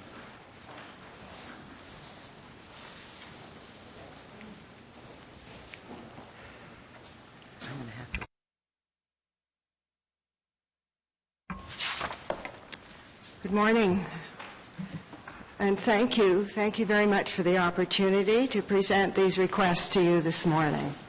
I'm speaking on behalf of the Ottawa Seniors Transportation Committee, which is a committee of the Council on Aging of Ottawa, a planning, education, and advocacy organization which has represented the voice of seniors for 40 years. The Council is working in partnership with the City of Ottawa's Older Adult Plan in the Age-Friendly Cities Initiative. Together, we are addressing the 8 components defined by the World Health Organization of an age-friendly city. One of these components is transportation and mobility. The Seniors Transportation Committee is actively involved in identifying barriers to accessibility and gaps in transportation service, particularly relating to Ottawa seniors and those with disabilities. In your budget-related discussions, we ask you to consider Ottawa's aging demographic and place an emphasis on progressive, accessible, and affordable services for seniors, particularly in the following 4 areas. First, hold the line for seniors' transit fares. The practice of raising transit fares by 2.5% year after year is too high. It is higher than the rate of inflation, higher than the proposed 2% tax increase. It has become an annual user fee that challenges affordability and accessibility. Seniors are among the vulnerable groups in the city who rely on public transit to stay connected to their communities. We ask your consideration for the many Ottawa seniors who are low or fixed incomes. We suggest that while the new LRT system is being built, there will be construction barriers to ridership, and consideration be given to holding the line at the current 52% cost recovery and maintaining current transit fares for seniors. This will go some way to recognizing the reliance of Ottawa's aging population on a reliable and stable transit system. We believe even with the pre-purchase of transit fuel in bulk, the recent dramatic fall in the price of oil will mean a positive saving for OC Transpo and suggest that there will be continued savings in this budget year. We recommend that some of that saving be passed on to senior transit customers in an unchanged transit fare. Second, and fair fare for rural paratranspo. Reports from Paratranspo have indicated that there are approximately 200 rural paratranspo registered clients. About half of these customers use a mobility device. The cancellation of the rural-to-rural para service in 2012 caused a serious public transit gap. The 3 rural community support services, funded under a contribution agreement from the established rural paratranspo funding, now fills that gap during weekdays, but not on weekends or evenings. Accessible taxis are available after CSS hours, but are very expensive. The cost to a registered para customer remains higher than Paratranspo's rural to urban trip of $8.60. We suggest that rural para clients pay the Paratranspo rate of no more than $8.60 for each rural-to-rural trip provided by CSS or accessible taxi service for an equitable, fair fare. Further, in order to close the rural transit gap, we suggest that rural-to-rural Paratranspo be made available to these customers for evening and weekend trips. The difference between $8.60 and the CSS cost to be covered through funding in the contribution agreement. Recognizing the success of the Rural CSS Transportation Partnership Program, we strongly support the funding sustainability for community support services in rural Ottawa. Third, Paratranspo. We request that the 2015 budget include policy planning to increase the capacity of Paratranspo to begin to meet the demand of Ottawa's aging population. We would welcome a public annual report on the performance of Paratranspo with clear benchmarks. And finally, the Gotta Go campaign. The Council on Aging of Ottawa and the Seniors Transportation Committee strongly supports budget consideration for the inclusion of public toilets in the planning of the LRT stations in the City of Ottawa. Thank you. Thank you very much, Ms. Breton. Are there any questions for the delegation from members of the Commission? Seeing none, thank you very much. Appreciate you coming by today. Our next presenter is Joan Kuyak, who is the chair of the Got to Go campaign.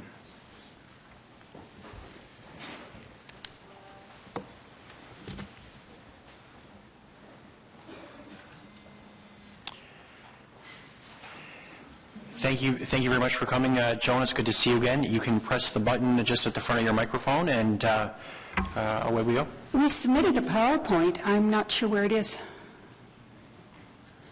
We definitely did receive that. Can we have the presentation loaded on the screen, please? It'll just be 1 second, Joan. Okay.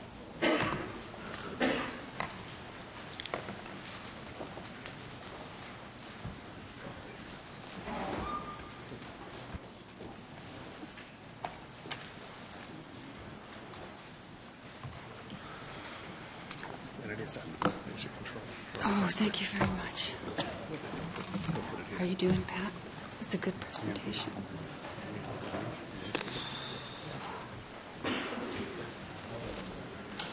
I have it on a stick if you need it.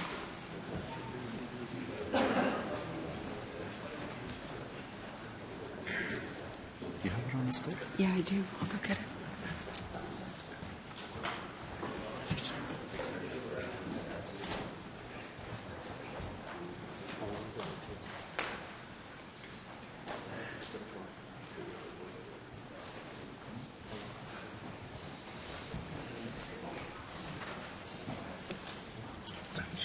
It's under the file, public toilets and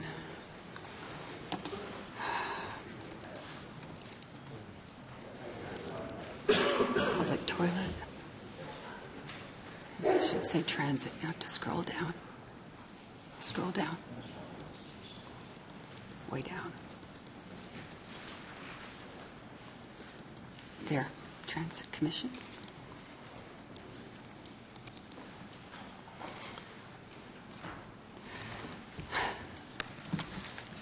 Okay. Well, thank you very much, and sorry about that, Joan. Oh, I'm Please go sorry ahead. for the delay, Go Mr. ahead, Chairman. Senator. So public toilets are an issue for everyone in the city. They're an issue for disabled and seniors, as you just heard from the Council on Aging. They're an issue for the homeless. They're an issue for the 7,000 people in the region with Crohn's and colitis. They're an issue for people with small children. And I think all of us have had the experience of getting caught short. And although it wasn't listed in the reasons for people not taking transit, we think this may be a major factor, especially when people are chain tripping. They're going from one vehicle of transportation to another. So people wait for a long time in the cold at a park and ride, and then have to take another bus and then have to take train. It's a very serious problem for a lot of us. There's a lot of lost business opportunities because of the lack of public toilets in Ottawa, particularly around transit stations. We have anecdotal evidence that transit ridership is affected, although we don't believe any actual study has been done. There's serious sanitation concerns. People complain about the smell of urine in the elevators and the escalators. And costs are borne in quiet by individuals. Those of us who have children with bowel problems are often humiliated in these situations.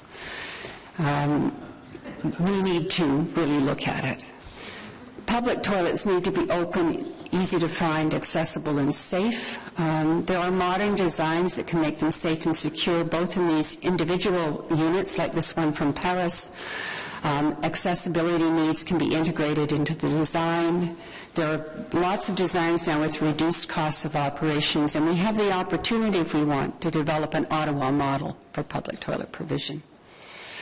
We think, and so do the 1,000 people who signed a petition with us, that we need toilets at all major transit nodes. The Confederation Line stations seem to us to be an opportunity to do it right, particularly at Bayview and at Herdman, which are major nodes and intersections, and will be holding up to 10,000 transit users per hour. There also are no toilets at many of the park and ride lots. Some are near shopping centers, but Eagleson Road, for example, is not. Trim Road is not. Thousands of cars park at these places, and people stand in the cold waiting for a bus. Many subways around the world have toilets, including New York, Washington, D.C., London, Paris. And it's a real issue when there are no toilets in major transits. Korea and Japan lead the world in public toilet provision. During the Olympics, Beijing committed to having a public toilet at every 8-minute walk. Australia has over 17,000 of them and a nationwide registry and a map. London has a tube toilet map and a big map that shows where they are. Design can be attractive, safe, and economic. They can be designed to resist vandalism and for easy cleaning. And they should be made easy to find. Signage is an inexpensive way to make sure that many transit users can get to a toilet when they need it. This is a picture of the Great British Public Toilet Map. It's an interactive app. And we request the Transit Commission to immediately establish a policy requiring accessible, open, safe, easy-to-find public toilets at major transit interchanges, having regard to customer safety, convenience, and comfort, and to the AODA. There is no such policy at the present time, and we think it's incumbent upon Council to do that. That you recommend to the Finance and Economic Development Committee the inclusion of public toilets at all major interchanges on the Confederation line, and that we provide for public toilets at the Eagleson Park and Ride Lot and the Trim Road Park and Ride Lot in this budget or next year's. And we think that it's a major issue. That's what I have to say to you folks. If there's questions, I'd be glad to answer them. Well, thank you very much for your presentation. Are there any questions from members of the Commission? Councillor Aguilar. Actually, it's a question for staff, but related to the presentation. Joan, as you know, we facilitated a meeting where Mr. Scrimshaw and Mr. Charter were there, and we had some good exchange of ideas around wayfinding signs and also incorporating retail outlets or restaurant outlets that may be part of the transit stations. And I know at the end of that there was going to be some exchange of information from your organization to Mr. Scrimshaw, and he was going to follow up on that. Mr. Scrimshaw, maybe you can tell me where we are in that process and in that discussion. Well, Mr. Chair, we've started to have a look at what some of the choices being made in other transit systems across Canada and across North America are.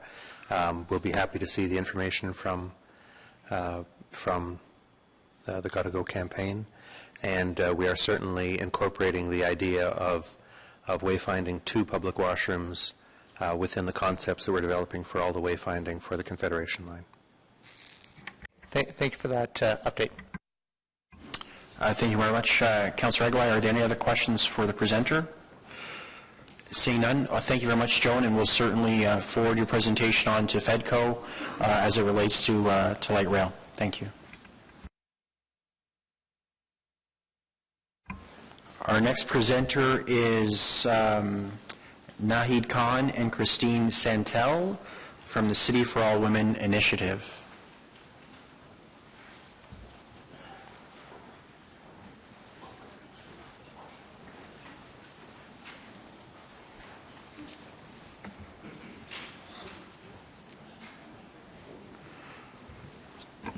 Do we have a second chair we can grab, please? Thanks.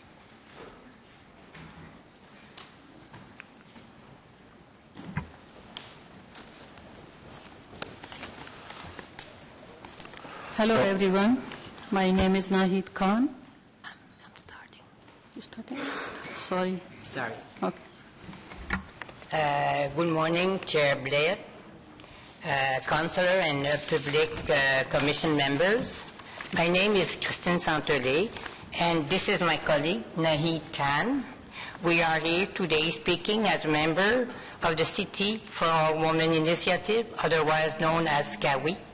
As you know, CAWI is an organization for women from diverse community, organization, and university, working with the city decision makers and community leaders to create a more inclusive city and advance gender equality.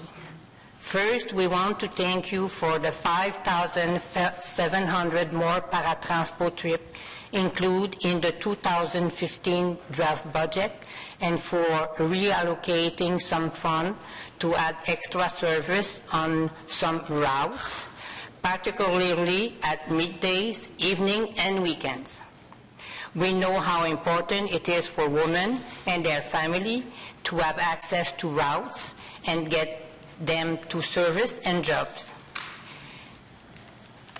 These are all good steps, but our concern is the rising fare.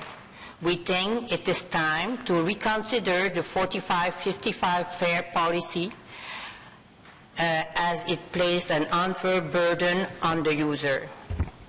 Transit fares in Ottawa are among the highest in the country, higher than Calgary, Montreal, Vancouver.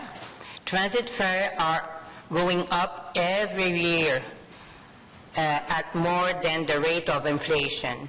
This is a great strain on people living on low income who have no other transportation option.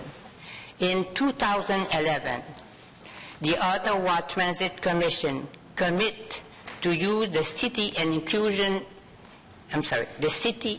and inclusion lens when developing transit policy so as to ensure that the system is accessible to everyone.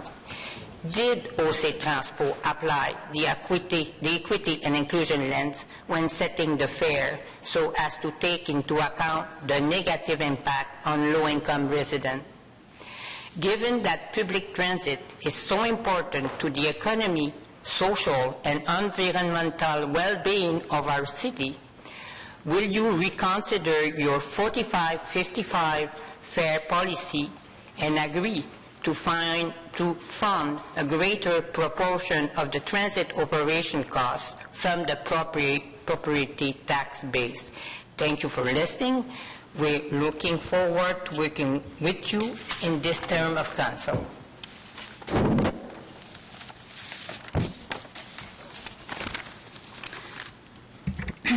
Hello everyone, my name is Nahid Khan. I'm very pleased to have this opportunity to express my feelings to those who can make a big difference in the majority of low-income family like mine. I'm single mother of 4 on ODSP and have been on the waiting list for social housing for 5 years. While I am eligible for a community pass, I must also buy 3 bus passes every month.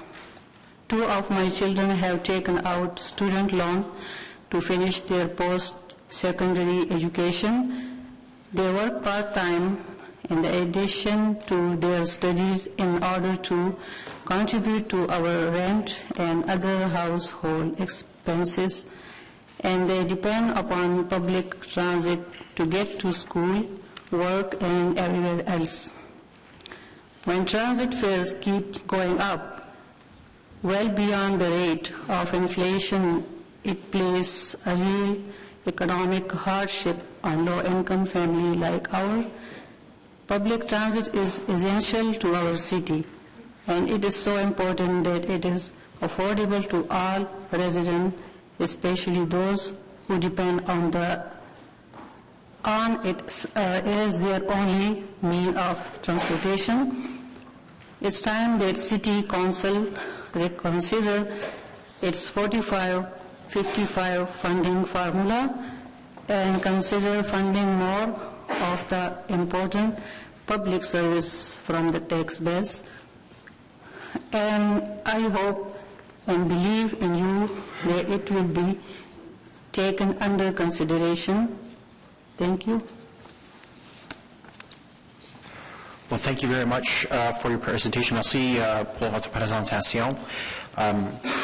The issue of the 45-55, the ratios, is a policy decision.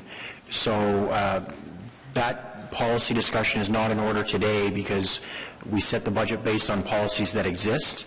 That's not to say OC Transpo and this commission can't look at the policy into the future, but in terms of today, we need to be focused on the budget matters that are before us specifically. And with that, are there any questions to the delegation? Seeing none, I would like to thank you very much for your presentations, and thank you for coming today. Thank you. The next presentation is from Robert Brocklebank.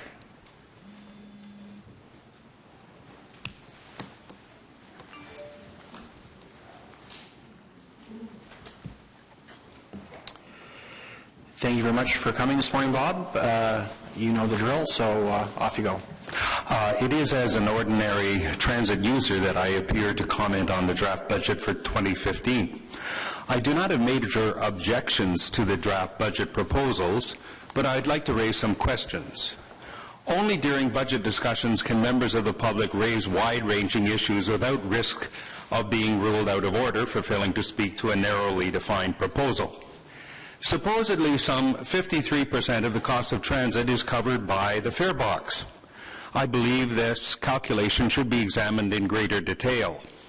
I'm surprised that the cost of park and ride facilities provided by OC Transpo is lumped in with other costs. My impression is that there are 2 types of parking facility provided. Those who arrive early park free. Those who pay have reserved parking spots. What proportion of the cost of parking is covered by the fees? 53%? More? Less? I don't know. There are express routes which provide service to distant parts of the city. Users pay a premium to use those services. It is said that the express services are very expensive to run because they involve sending empty vehicles to distant locations to pick up passengers. What is the proportion of cost covered by the fare box for such express services? Now, I'm not urging that park and ride facilities be eliminated or that the premium for express services be boosted. I just think we should have a clear understanding of the costs we're incurring and the revenue received. Now, I'm a Presto card user, and I know that my every move on the transit system can be noted in detail. I presume, indeed, I hope, that such information is used in transit planning. But my fellow passengers who use cash, tickets, and photo passes are not tracked. I expect that transit planners are handicapped by not having the sort of detailed information that is available about me. This leads me to ask, when is the Presto system, which harvests such valuable information, to be extended to all users on the system? In Montreal, even the casual user from out of town uses an electronic swipe card which identifies which bus or metro train is taken. I'm pleased to see that the draft budget speaks of modifying the transit system to prepare users for the LRT. It is now time to start changing the routes so that passengers do not stand on Albert and Slater waiting for the specific bus that goes to their neighborhood. That is not how a hub and spoke system works. In future, when the LRT comes into the station, everyone will get on the train. They will then change to their local bus at the various stations along the line. That's how this system works in every other city, and we need to work out the kinks in the service well before the LRT starts running. I'm also pleased that the issue of linkage between Ottawa and Gatineau transit systems is actively under discussion. We have a long way to go, and the involvement of two provinces adds complexity. But let's start with the simplest of possible collaboration. Let's try to avoid duplication of route numbers on OC Transpo and STO buses. Unless I read the travel maps incorrectly, there are two number 14 buses which go westbound along Rideau Street. A passenger from out of town might be surprised on arriving in Chelsea rather than in Carlington. Could we not consider a new approach to express buses? In Budapest 40 years ago, they had buses which followed the same route, but one stopped at every stop, whereas the other only stopped at about one stop out of 5. There was no difference in fare, but it resulted in better service for passengers and better utilization of the vehicles. I become very impatient crawling along Bank Street, and I hate to think of my fellow passengers who are going all the way to Greenboro. Finally, I hope that you move ahead with the $9 million plus in the capital budget for transit priority signaling and like improvements. My favorite bus route, Bank Street, has been designated for decades as a transit priority route in city master plans. It's time to give some reality to those designations.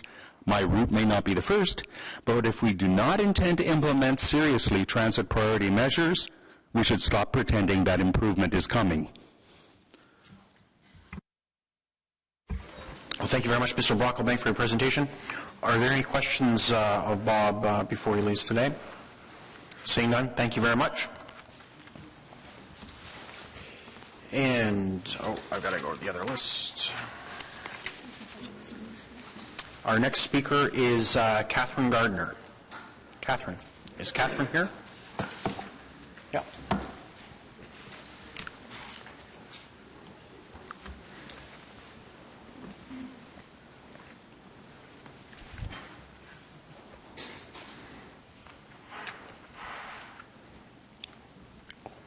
Catherine, thank you very much for coming this morning. Very good to see you again. And you can begin any time.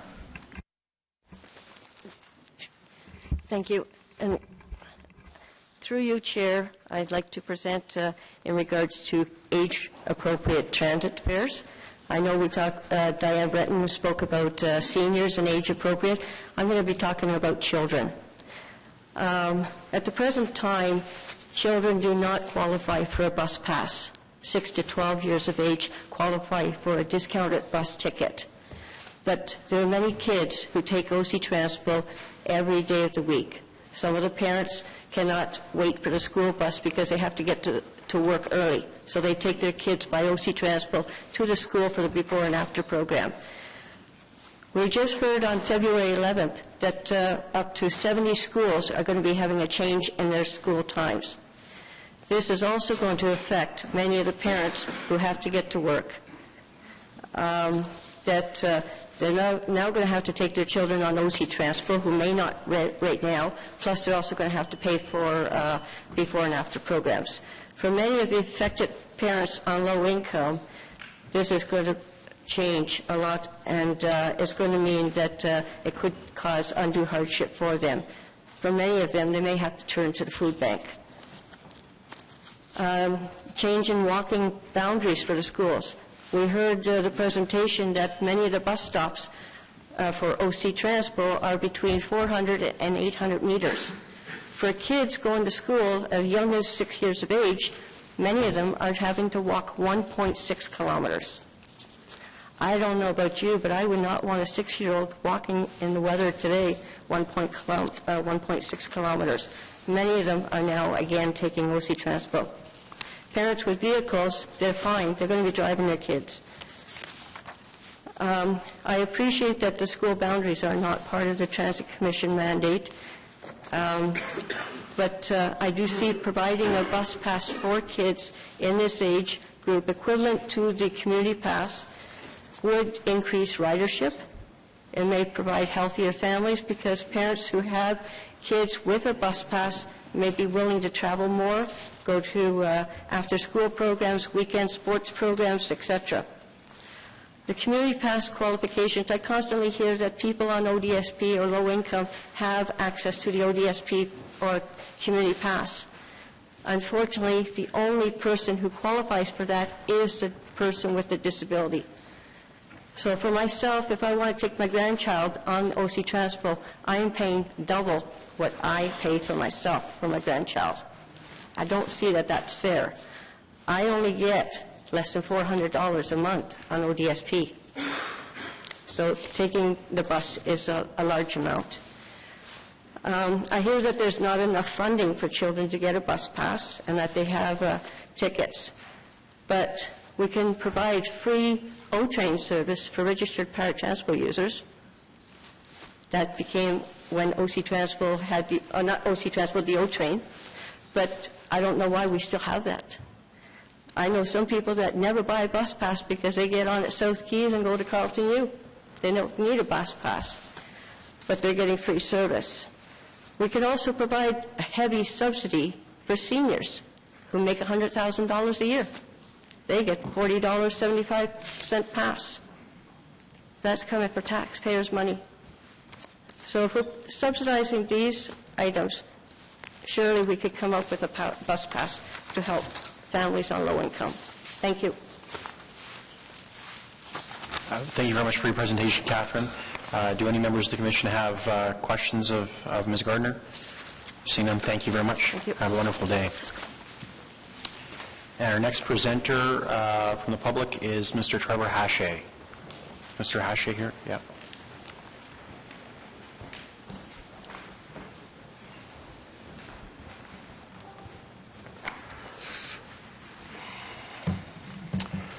Good morning, Mr. Hache. Thank you for coming, and start whenever you're ready.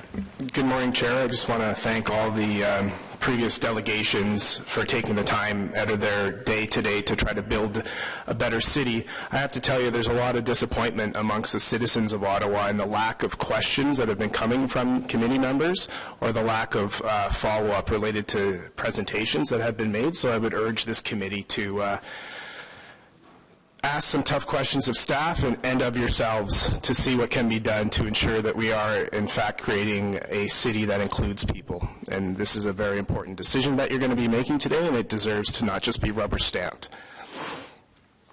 So I think there are really 4 important questions that transit commissioners need answers to before passing the 2015 budget.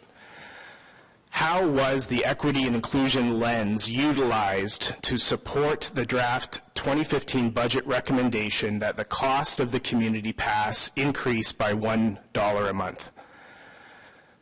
The equity inclusion lens, for those who might be new to this commission, was passed by Ottawa City Council in 2009. In 2011, this very commission committed to using the lens when developing transit policy to ensure the public transit system is accessible to everyone. The lens is designed to ensure that the city is systematic, consistent, and coherent in its efforts to promote equity and inclusion in all of the city's work. The lens was intended to help the city create policies, programs, and services that address systemic barriers, such as cost. especially for people who you've previously heard from today on Ontario Disability Support that are on a fixed income, which is a very small amount of money in some cases, $400 a month. The City of Ottawa's website states that incorporating diversity, equity, and inclusion in your day-to-day work is no longer an option. It is essential to our success as a service organization. So I'd be interested in committee members asking that question today of yourselves and of city staff. Question number 2, what would the total cost be to leave the price tag of the monthly community pass at the 2014 level? And where could that money come from? So it would be helpful, for example, to hear right now what the cost would be. If we weren't to increase it $1 a month, what would that cost the city, and what type of money would need to be found elsewhere? Where could that money come from? So, for example, could express bus users pay more? Could anticipated savings in fuel costs be used as per the drop in oil and fuel prices? And or could property taxes raise further to increase the amount being collected and available to the city? Just as background, I think this is a really important point. In 2013, the most significant increase to transit fares was the 16.4% hike in the cost of the community bus pass. This came into effect in July of 2014. So the price at that time went from $35 a month to $40.75. That's a significant cost increase for people on fixed low incomes. And you're proposing to increase that again. Will the 2015 budget include funding to build sidewalks leading to and from Eagleson Road Bridge, which is located right beside the Eagleson Park and Ride? This is perhaps particularly of interest to Marianne Wilkinson, the councillor from Canada North. If the city is truly committed to increasing transit ridership dramatically, it needs to ensure its public transit stops are accessible to all people, no matter their preferred mode of transportation. Yet this is not the case at the Eagleson Park and Ride Transitway stop for people who choose to walk from Canada North over the Eagleson Road Bridge. The sidewalks over the bridge have been closed by the city this winter, and yet people with no other choice are still making that dangerous trek. So Councillor Wilkinson told me this morning that there's not currently money in the 2015 budget to build sidewalks to and from that bridge. I'd be interested in seeing the members of this committee pushing for inclusion of that money in the 2015 budget. And the fourth question and final question is, why are user fees accepted without question for OC Transpo public transit riders, but not even researched or studied in any real meaningful way by the City of Ottawa related to the use of roads by privately owned cars and trucks?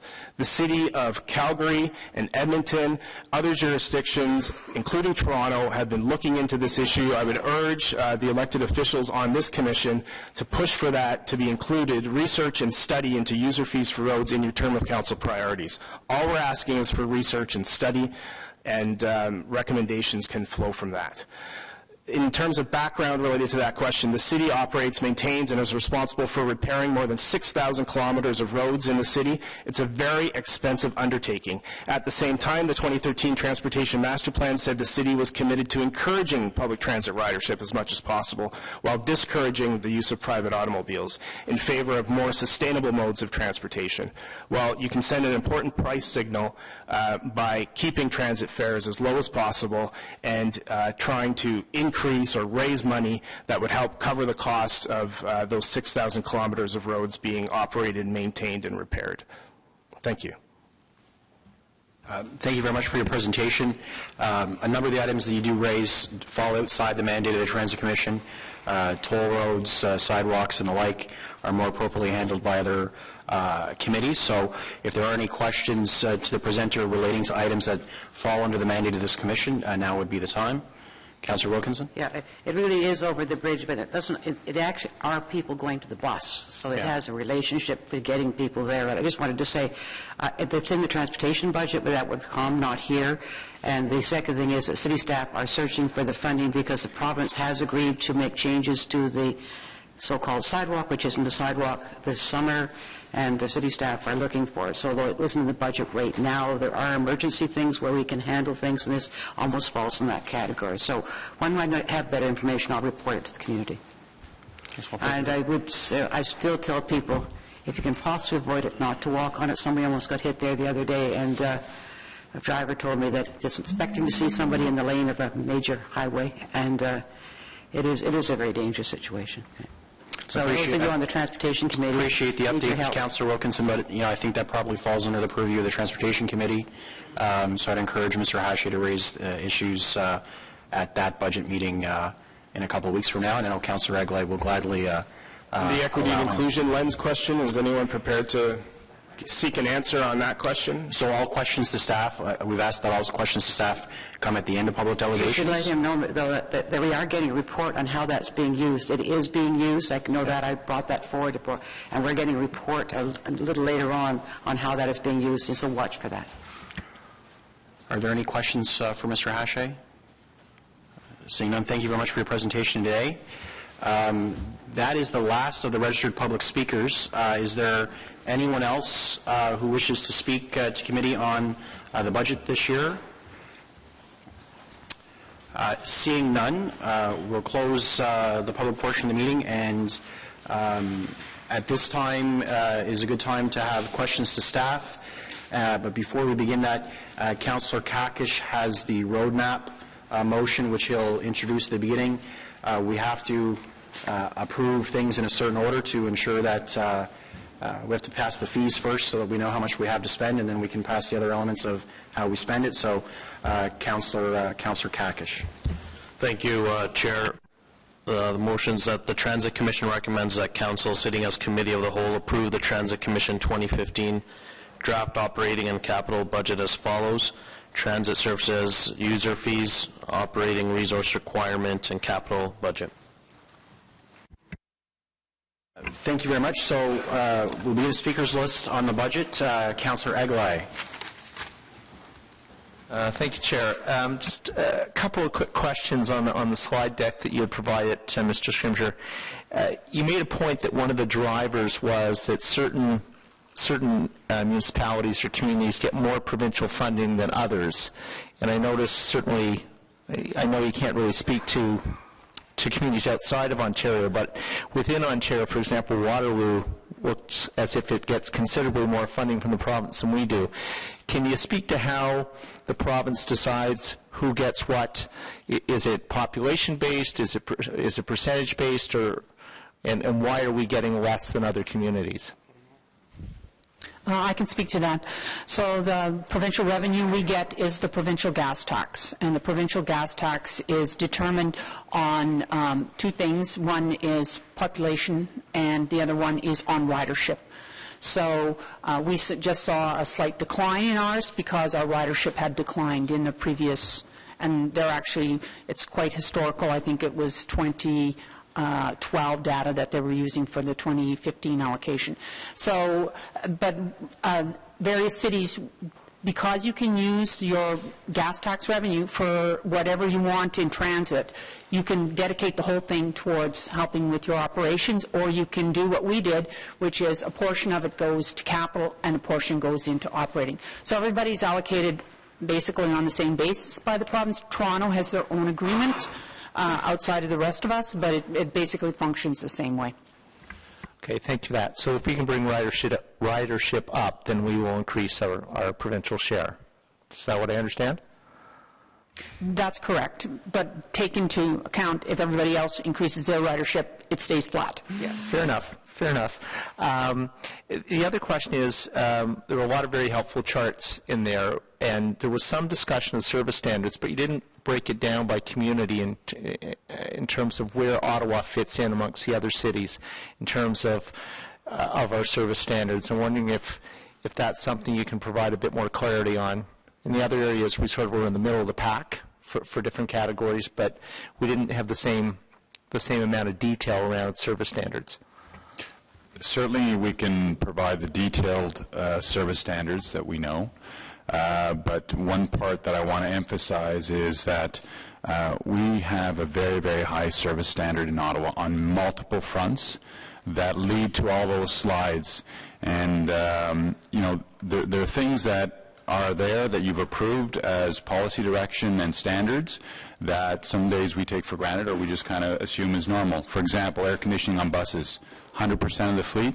There's lots of cities that wish they had air conditioning on buses and they don't. Expensive to acquire and expensive to maintain. We have a dedicated fleet on that. Seats, the standards on our seats, our standing ratio and seating ratio that Pat touched on, very, very high in terms of standards.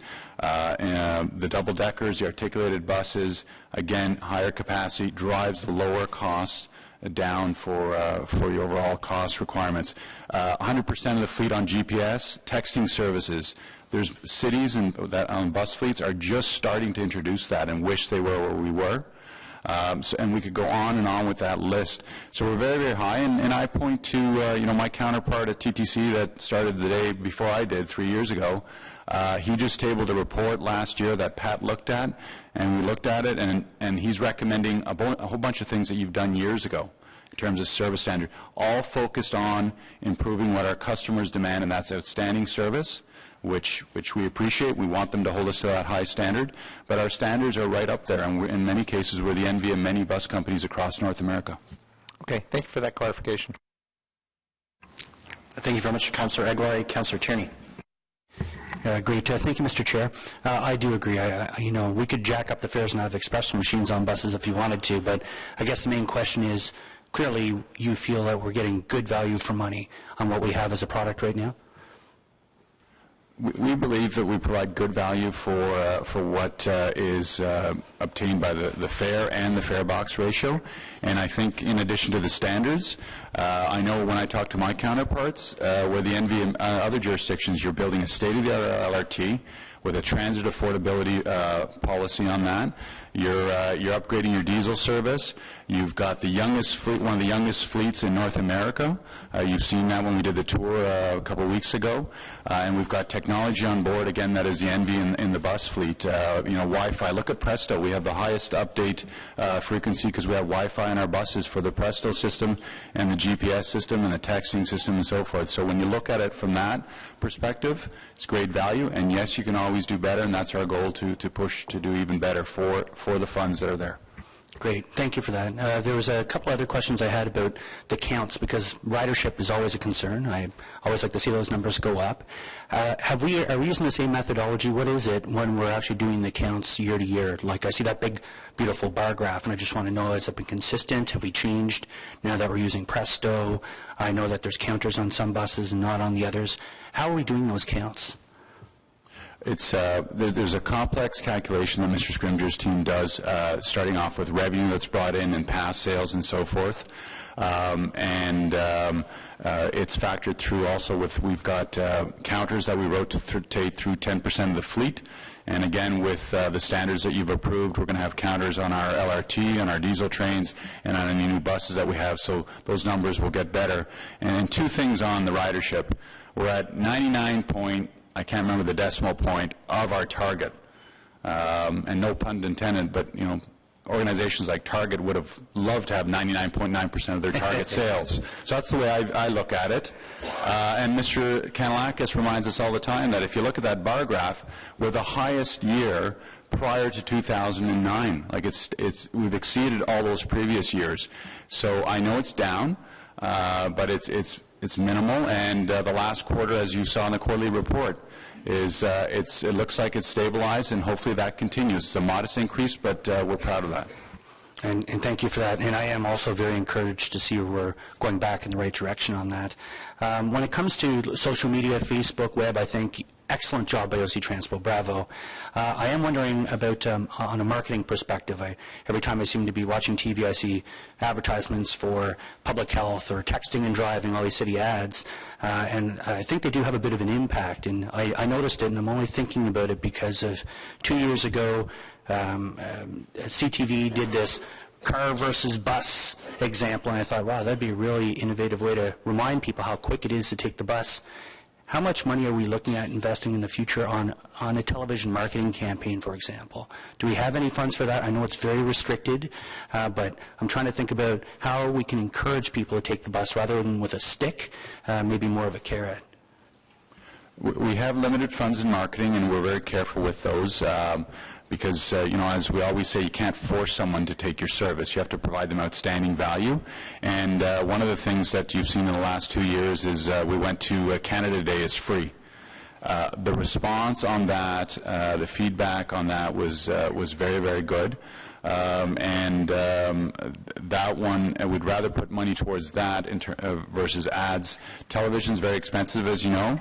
Our reporter colleagues behind me that came on the tour a few weeks ago, I know their reports on what they saw certainly helped us in terms of getting the word out there. So it's a careful balancing act in terms of marketing. Our focus on marketing now is swinging into readiness of the community for the Confederation line and building excitement around that in terms of what's coming, because it is exciting, and as you saw in the unveil, I think people are excited about what's coming their way. Great. Thank you for all the good work. Thanks, Councillor Tooney. And I actually had a chance to do that commuter challenge with CTV, and the bus crushed me. I drove versus the bus, I think it was a 10-minute difference, so OC Trans was much faster. Councillor Nussbaum.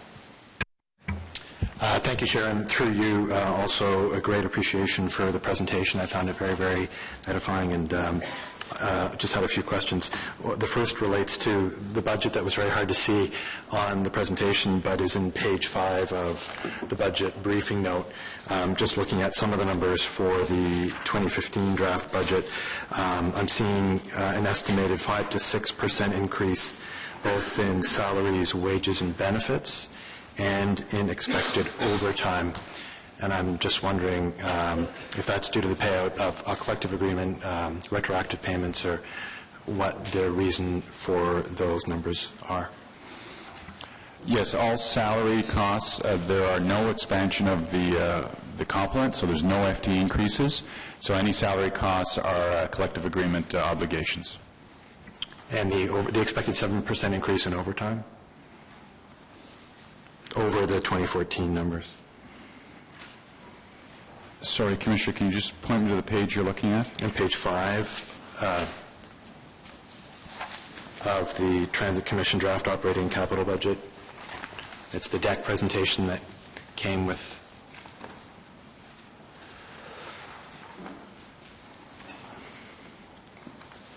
So it looks like you spent $16 million on overtime in 2014 and are forecasting 17.2 in overtime for 2015.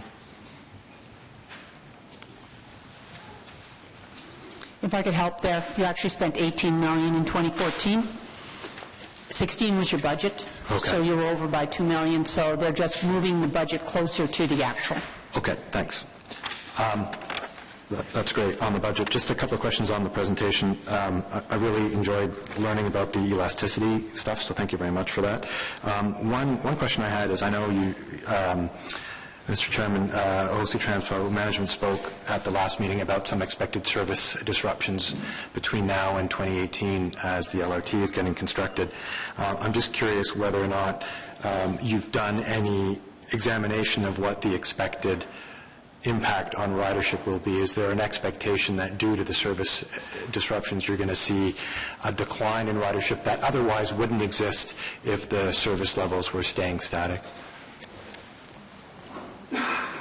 Mr. Chair, yes, we've done some work on that. The comparison there is in total travel time between someone who uses transit and someone who uses a non-transit mode such as an automobile.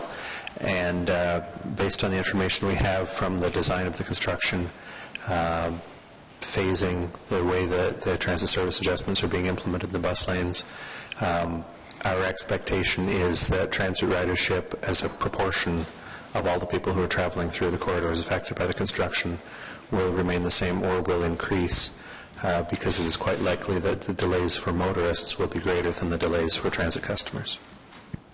Okay, great. And then lastly, just on the draft 2.5% fare increase, which, as you noted in your elasticity curve, represents an additional $400,000 over if the fares were increased by 2%. And I'm just wondering, given that as a council we're looking at draft increases in property taxes of a target of 2%, of recreation fees of a target of 2%, I'm just curious why you are proposing a 2.5% increase over a 2% increase, given what I just mentioned, in light of the fact that a $400,000 delta is, in the whole scheme of things relative to your annual budget, fairly small, and the risk of amortization of losing those riders over the long term? On the Y2.5, that's what the long-range affordability plan speaks to. On the $400,000, I do want to make a comment on that.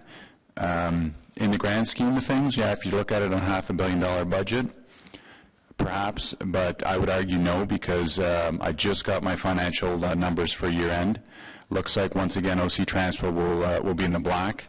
That's twice over 2 years. That's twice in the last 15 years it's ever been in the black. It's always running a deficit. That comes from watching the pennies. That the $400,000, that all adds up, and that helps come in the black.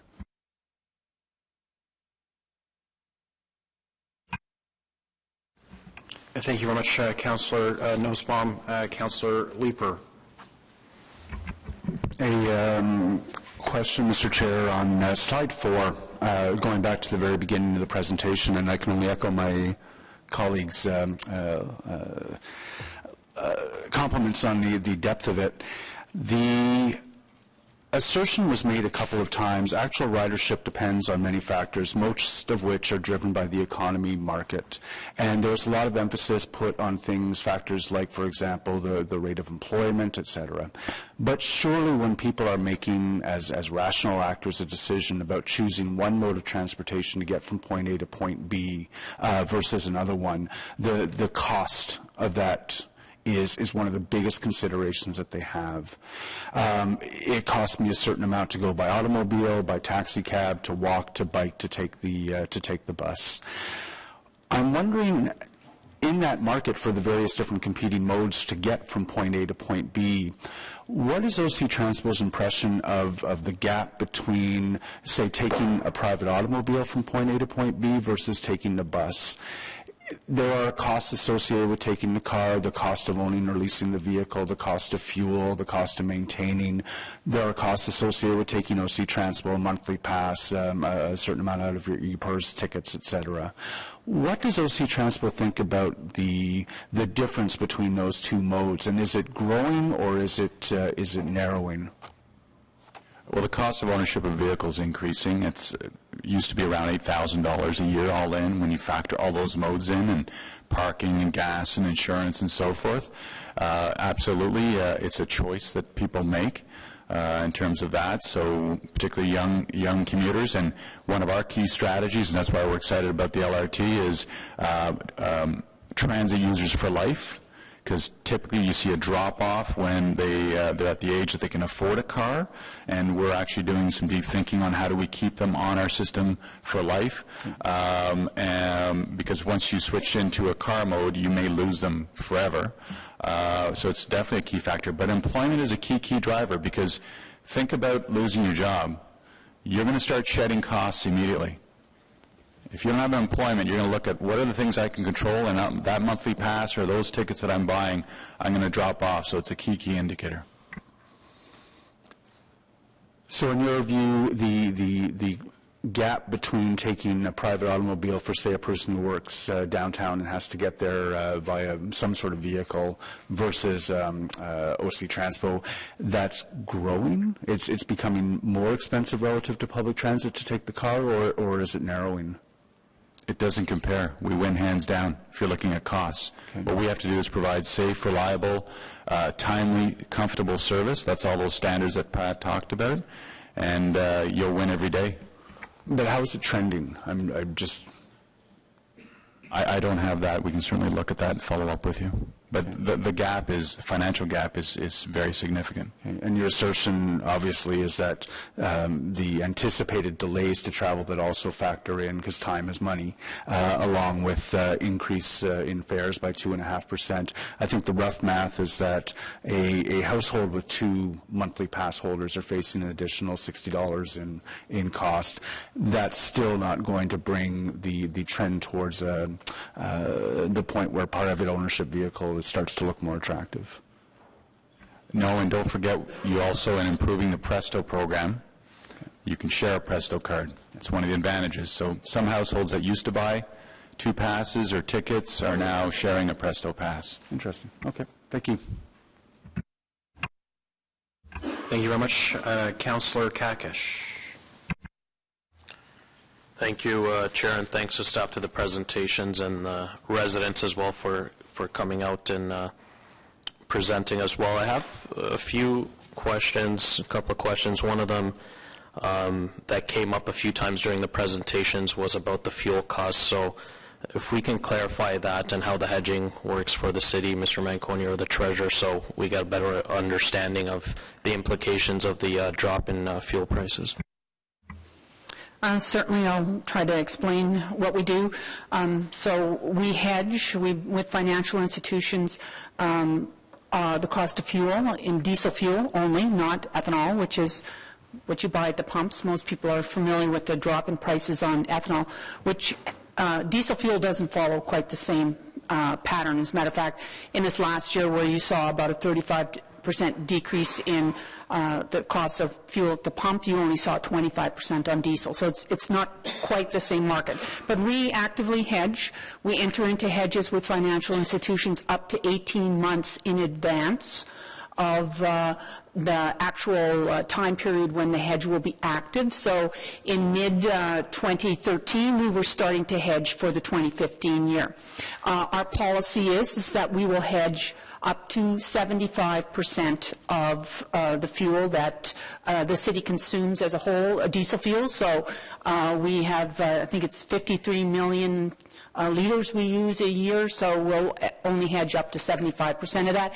And the remaining 25% becomes whatever the floating price is, whatever the price in the market of the day. Because we were entering into hedges well in advance, we ended up with 2015 being hedged at approximately, I think it's $1. It is a 1.047 cents per liter for diesel fuel. The remaining 25%, though, we have our forecast is that over the year, and this is the part that people who are saying, why aren't there more savings from fuel, don't realize, is we're not just putting in a budget for fuel today purchases, we're buying fuel next December. And if anybody wants to tell me what the price of fuel is in next December, I'll gladly listen to them, but we don't know. But we've said over the life of the year, that last 25%, well, we've averaged it at 88 cents, which is a little less than we're paying right now, but we think everyone's seen the prices are starting to creep up again. We think we'll probably be above that at the last half of the year. So overall, we were able to reduce the budget by $1.7 million from 2014 to 2015 because of the fact that the average price per liter is $1.01 in the budget, as opposed to last year was $1.04. So that reduction, that small reduction, has generated the $1.7 million of savings, which you see in the transit budget, and is being used to accommodate both cost increases in other areas and increases in service.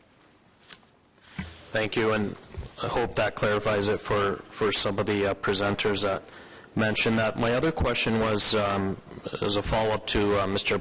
Brocklebank's presentation about the Presto, and Councillor Tierney touched on it as well, and in terms of the information that we can get, and we do get a lot of valuable information from Presto about ridership and about numbers. So if Mr. Scrimger or Mr. Manconi can talk a bit about that and the amount of useful information that we get about that for our ridership numbers. Yes, Mr. Chair, we do get a lot of data from Presto. We've begun to use some of the specifics for confirming some of the ridership allocation between different customer groups, how often people use trips. We're starting to use that data. One of the items you'll see in the capital budget is an amount to build a better system of business intelligence, so we can use more of the large amounts of data that we're now collecting from passenger counters, from Presto, from GPS data. There is a lot of data coming in, and and we're building better systems to be able to use that, to refine that data into information that we can use more quickly in the future than we can right now when we're churning it through Excel spreadsheets.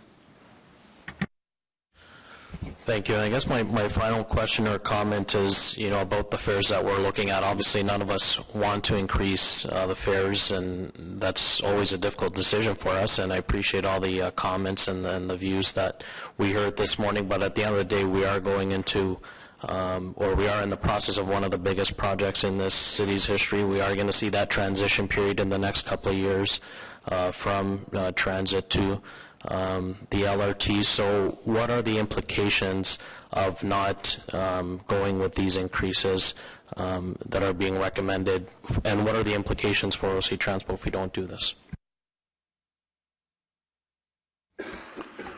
There would be several options to the Commission. You could either cut service or you could raise property taxes. Okay. Thank you.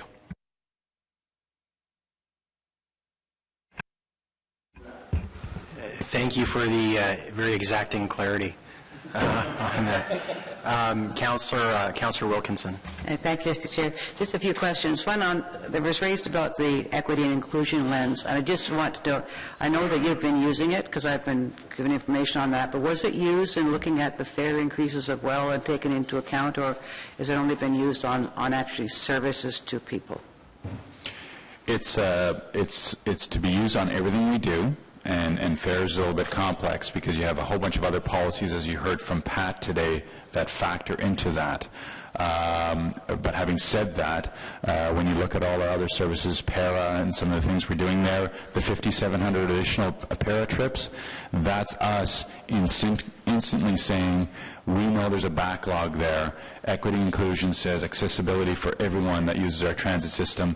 We could have said direct that to somewhere else. Our recommendation was to increase paratransit service as an example. That's right. Okay, thank you. I think appreciate that. I think the extra para service is actually something we're going to have to probably be dealing with every year now with an aging population. One of the other issues in the capital budget is the extension of the transitway to Moody, which was supposed to be done by now. It's been delayed over the years, as you probably know. The West End is the only place where people have to go in the rush hour traffic on their bus to get in. And one day when I took it from Moody to Bayshore, which is a very short distance, was more than 20 minutes. And that's what's causing a lot of problems. And we're losing ridership because people are being late for work. Can you work with the people doing that? It says in there finishing in 2017, and yet I'm told they're now going to have an at-level crossing of Holly Acres so they don't have to build a bridge there. Is it possible to work with staff to see if we can have that even sooner? Because that is becoming a huge problem, and it's not going away. It's there every day now. I'm just going to ask Ms. Shepherd to speak to that. Thank you for the question, and Mr. Chair, we'll certainly take that away. I know staff have a schedule, and it is underway, and I just want to remind the Transit Commission that this is one of those projects that the city is paying 100% for, so, it's totally within our control, and we will take that away and see if we can improve the schedule in any way. And as you know, there is some opportunities to reduce the cost of that we're looking into as well. I appreciate that, and I think it is impacting some of your ridership because when it's taking an hour and a half to get to work, even with the traffic, the car's faster. But one of your things that came up at the budget meeting in Canada was one person who goes early enough to miss that traffic, I think, but gave a very good testimony, if I can put it that way, about how the saving is for taking the bus over taking the car. And you might want to take a few people like that, if you're very interested, and put them just on those signs on the back of the bus or something of why they take the bus. So if somebody's stuck in traffic behind the bus, and they can see that and maybe get a better idea. Because I do think we have to get across that. For him, it was a big financial gain, plus not having to suffer the pressures of driving in the traffic. The last thing I want to mention was on basically our community pass is a social service issue, and we've had the number of times, and it's always been funded by taxpayers instead of social services. And I think we still have to go back. We've done that a couple of times. And the second part of that is the social service agency who give tickets to low-income people to use the fair is costing them more because tickets are more expensive. And is there any way that we could get some system when they're giving those to people to help them get around, to get to work and various other things that they do? Maybe it's a special ticket that's the same price as a Presto card, rather than having the social service agencies reducing the number of people they're helping because they've got to pay so much for the tickets now.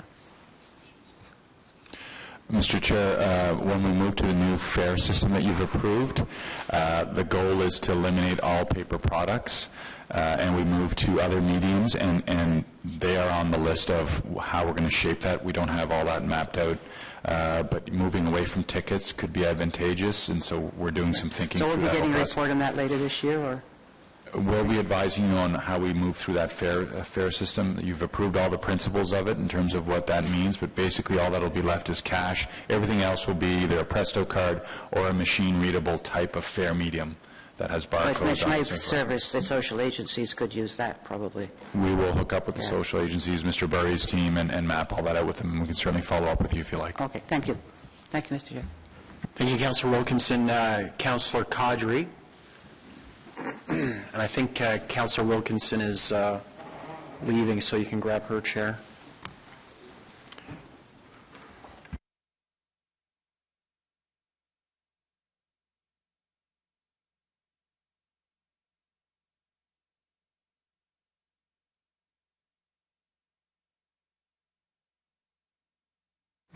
Thank you very much, Mr. Chair. And I just want to take a few minutes to thank Mr. Manconi and his team for such a great in-depth presentation this morning, explaining all the intricacies that are involved in running OC Transpo.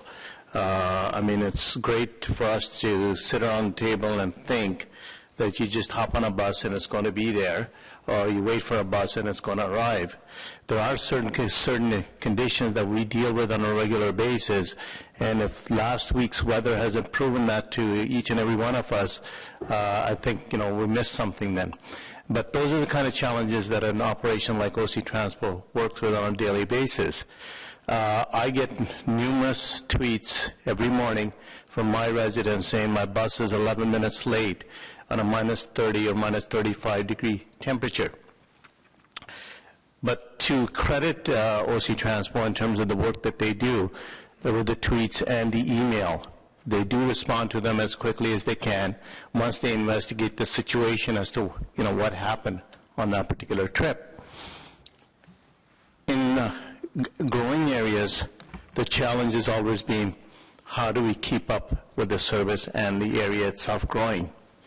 And one of those challenges we face in my ward is the capacity. Express buses are, overloaded, overfilled to capacity, running on a regular basis. The concern is how do we increase that capacity? Working with OC Transpo, there are certain trips that you can add capacity to within the same cost structure. In the other areas, or in adding additional capacity, it is going to cost more. I mean, that's reality in terms of operations.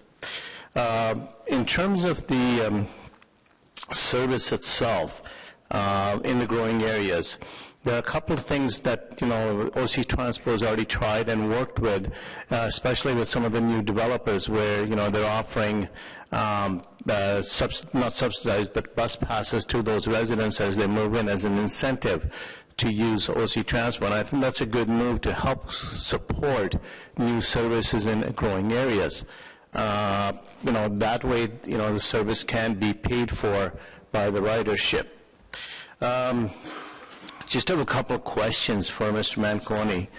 In regards to on the budget page 3 in the comment briefing notes, it says the top bullet reads, decline in the local economy and local employment levels could lead to lower ridership as fewer people travel to work. Two comments on that, or one question and one comment. How much lower are we speaking of in 2015? Any numbers, or can you predict on history on that? Mr. Chair, we list this as a risk. We don't expect that this, from the data we have right now, we don't expect this to occur. As I mentioned earlier, and I can look up the exact number, the current forecast we have from the Conference Board of Canada is that there will be a growth in local employment during the year 2015. This is listed on this page as a risk. There is always a risk that changes. But our expectation is employment increase based on what we've heard from the Conference Board, and our budget includes an amount for a small ridership increase. Thank you, Mr. Scrimgeour. The next question related to that same topic is, as the jobs are being relocated, especially from downtown core, how is that going to affect ridership, and how is it going to affect additional services in certain areas where the jobs are moving to, but there's no bus service in those areas as of yet? That's a great question. Well, I'll use an example. The relocation of the RCMP is an example, or sorry, D&D. Pat's team scans the marketplace to look for major employment nodes, and are they moving, are they relocating, and we make a connection with them. So for the D&D relocation, he's got a multi-year plan, and what he does is through his quarterly updates on transit services, he'll map out how the service has to change when ridership shifts. We want to retain those customers, so if we work early with any major relocation and employment nodes, then we can bring the service to them and make it attractive, and then they continue to ride our service. We don't want to lose them when they move to a new location or there's shifts in the economy. Thank you, Mr. Manconi, and I'm sure you and the organization has also thought about decline in revenues, because right now a lot of people in terms of the West End, for example, are riding downtown on an express pass. If they move to, let's say, Moody Drive, some of those riders may be using a regular service and not an express pass, so that's going to affect revenue, but I'm sure you're going to look into that going forward. Yes. Thank you. In terms of service comparison that we've done with other municipalities, just the biggest cost to any organization is labor. How are our labor numbers compared to other municipalities? Are we lower? Are we, equal? Or it's in the CUDA data that we have, Canadian Urban Transit Association data. We can look at that and follow up with you. The other one to watch, though, after labor is fuel. And that's why double-deckers and our TICs, lowest costs per passenger kilometer is what we're shooting for. Thank you. In terms of, you mentioned cost per hour of service, any numbers on the different kinds of service we provide, like express versus peak period versus off-peak period? Do we have a number as to what that cost per hour is for those services? Mr. Chair, the cost of running an hour of service, the gross cost of running the hour of service, is largely the same no matter what type of route the bus runs on. The faster speed routes do use a little more in fuel. The slower speed routes lose a little less in fuel. There's also a difference in how we allocate some of our fixed costs between peak period service and off-peak service. The differences in net cost come from how many customers we're able to carry and the amount of revenue we get from those customers. So the difference between, for instance, an express route like Route 262 or a transitway route like Route 94 or 95 would be in how many customers per hour of driving the bus down the road we can carry. Short trips are cheaper. We can carry more people. Long trips we need to devote more time to. But strictly on the cost per hour, it's largely the same. It's a little bit higher for the larger buses and a little bit lower for the smaller buses. But we can go into more detail offline if you'd like. Thank you, Mr. Scrimgeour. And in terms of service for special events, i.e. Lansdowne Park or even the Canadian Tire Centre, how is that calculated into our cost, or is it? Mr. Chair, it's different depending on the different agreements that the city or the region has made. For events at TD Place at Lansdowne Park, the city's entered into an agreement with the developer and the stadium operator that all of the costs for providing that special service are funded by the company, and that's entered into our tables as revenue. For the Canadian Tire Centre, the former region reached a different agreement with the developer and promoter of that site back when it was first built, and we bear the costs of providing that service. Though the service is committed in the original development agreement, we bear the costs. They're in our costs, and the customer revenue is shown in our revenue. And for other special events, there's a sort of a continuum between them. For a pure special event that happens somewhere, very often we'll have a contract with the event organizer to provide the service. Where there's a special event that is adjacent to the transitway or to a mainline part of the route, usually we'll bear the cost of providing supplementary service to carry all the people. So it really depends on what the fundamental agreements are for each at each location or at each type of event. Are any of those events increasing our cost where we may not have an agreement that's evenly shared, or it's sponsored by somebody?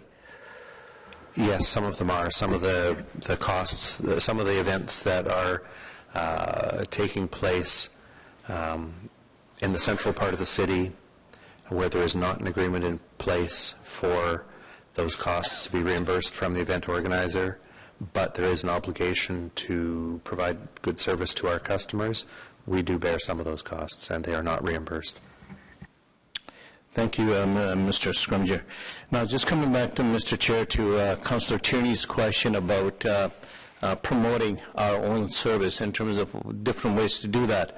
I've been speaking with Mr. Manconi over the last year or so that on our city website, on the front page that represents OC Transpo, I feel if either Mr. Manconi or somebody from his team on a regular basis puts some, a message out about OC service and its benefits to the community and to the citizens, I think that alone will get you some more information out onto the street.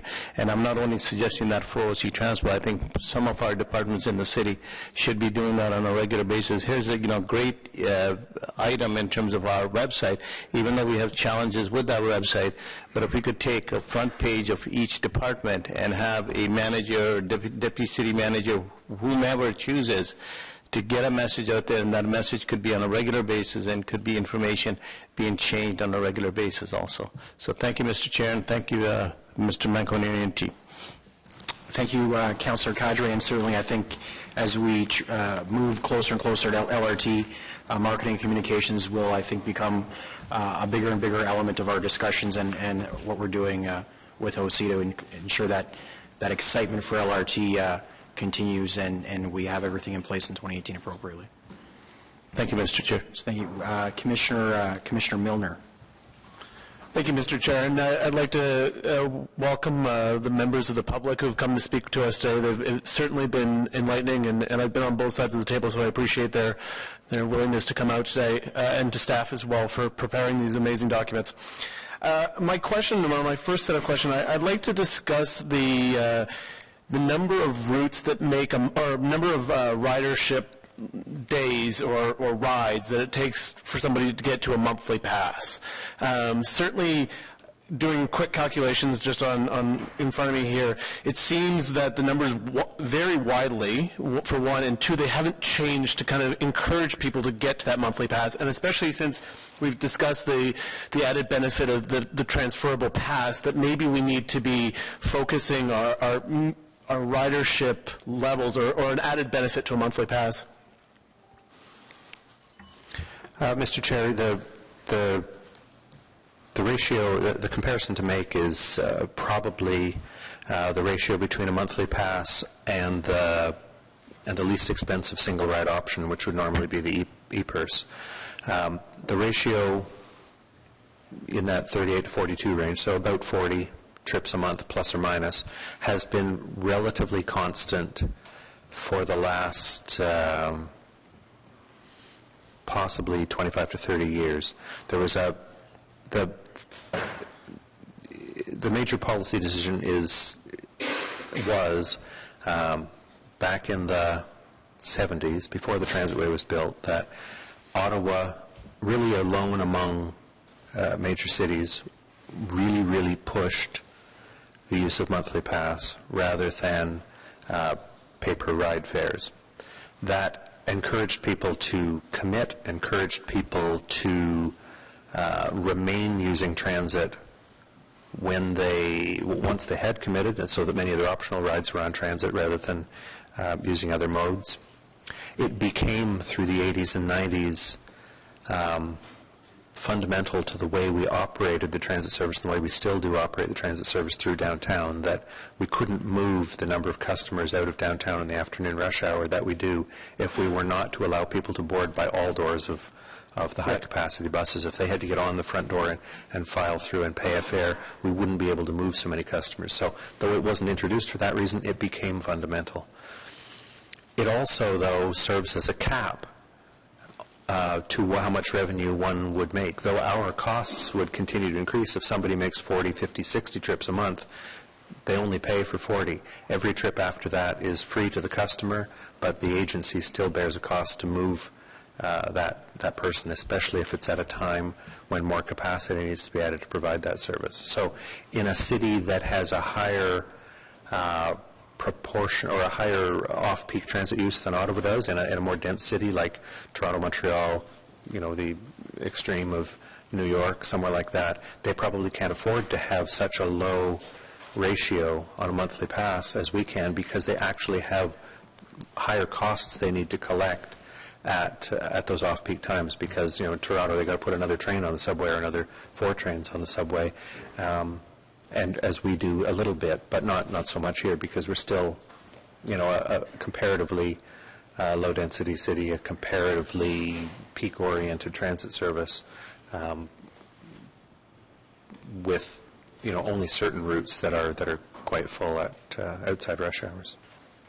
I appreciate what you're saying here, and I think that's something that I encourage my colleagues here that we should explore in the upcoming year prior to maybe next year's budget as we look forward. Because I think that obviously when you have a monthly pass, you're going to use it more, and you become a lifetime user, as we were discussing earlier. Because I think we do lose a lot, and we lost a lot, obviously, in those ridership numbers over labor disputes in the past. So I think it's something we should look towards.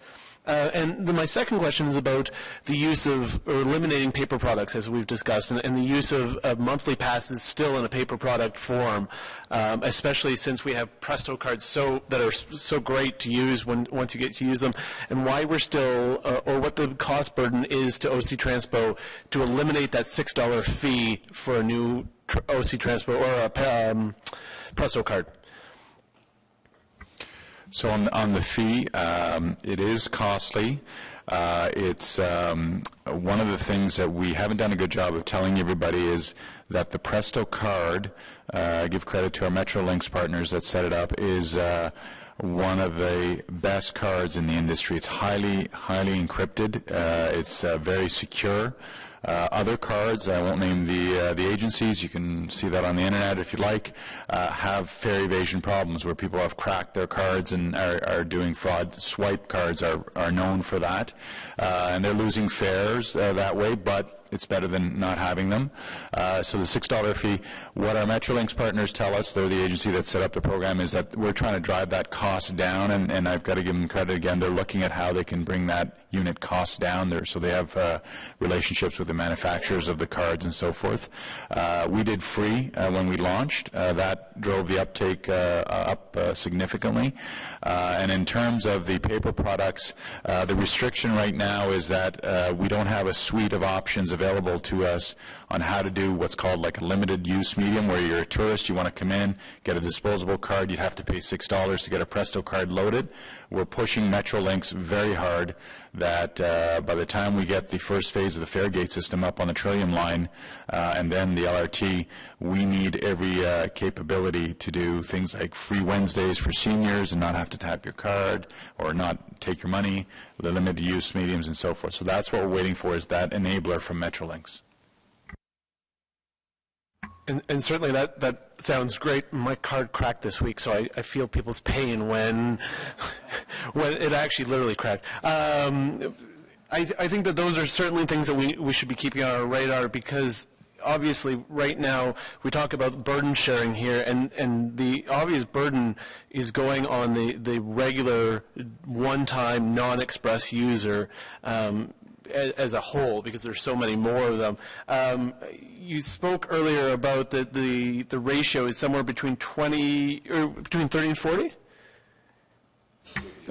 It's around about 40, so we can check the exact ratio. I could do the math, but I believe it's always between 38 and 42. Okay, because just doing my math here, we seem to be, for Express users, it seems to be around the 30 mark, whereas regular users, it's the 36 and a bit.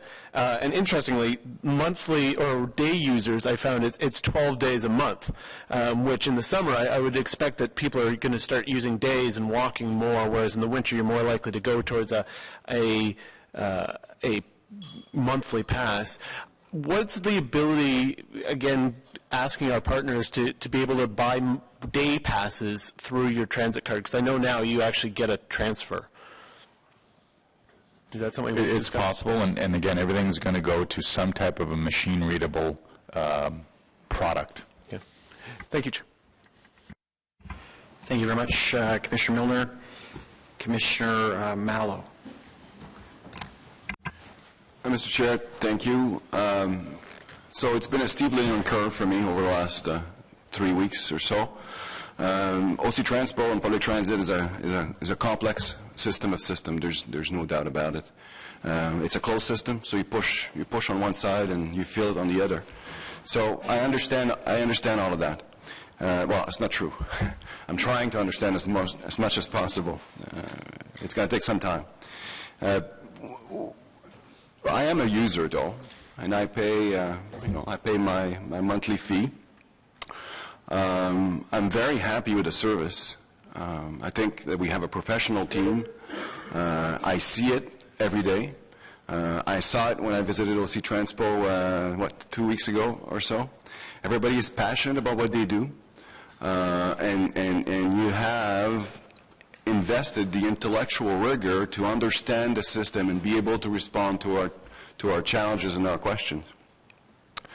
But as a user, I'm still, just like Madame Breton, I'm not sure if she's still here, but I'm still wondering on a $500 million system, why is it that we need to raise fares by 2.4%? Why is it that we need that $2.5 million? But I understand the way it works. I understand the balance and the ratio between taxes and fares. I understand all of that. It's just that we seem to be in a situation where we expect fares to raise anyway. It's like we build it into the business plan. We're going to have a 2.5% fare increase just right off the bat, and then we build our business model around that.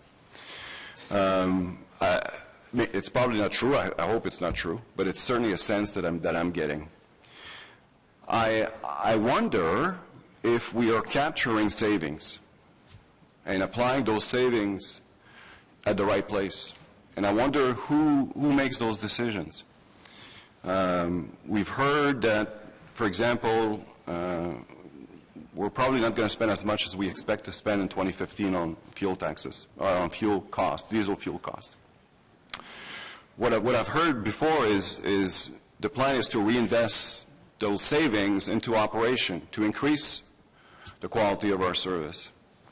And my problem with that strategy is you're actually you're putting a liability into the future because now you have to service that increase in service. So I'm just wondering whether or not we have the ability, and I know that the savings have not taken place yet, to set that money aside and just keep it towards the end of the year. I think we're going to be having the same discussion in about 8 months for next year's budget. But to mitigate some of the fare increases, which the public, I feel, as a user, and I feel it. There's no doubt about it. Every year, the fares are increasing. And I'm just wondering whether or not they need to be. I'm wondering whether we can have some strategies to set those savings aside instead of reinvesting them right away. I'm wondering if there are if there's a culture of continuous improvement that encourages people to find savings in the system. It's huge. And whether or not there are incentives in place to encourage that, and whether, again, those savings can be set aside. for future apportionment. So just a couple of observations as we get started here on this journey. Thank you, Mr. Chair. Thank you, Mr. Chair. Yeah, just a couple of comments.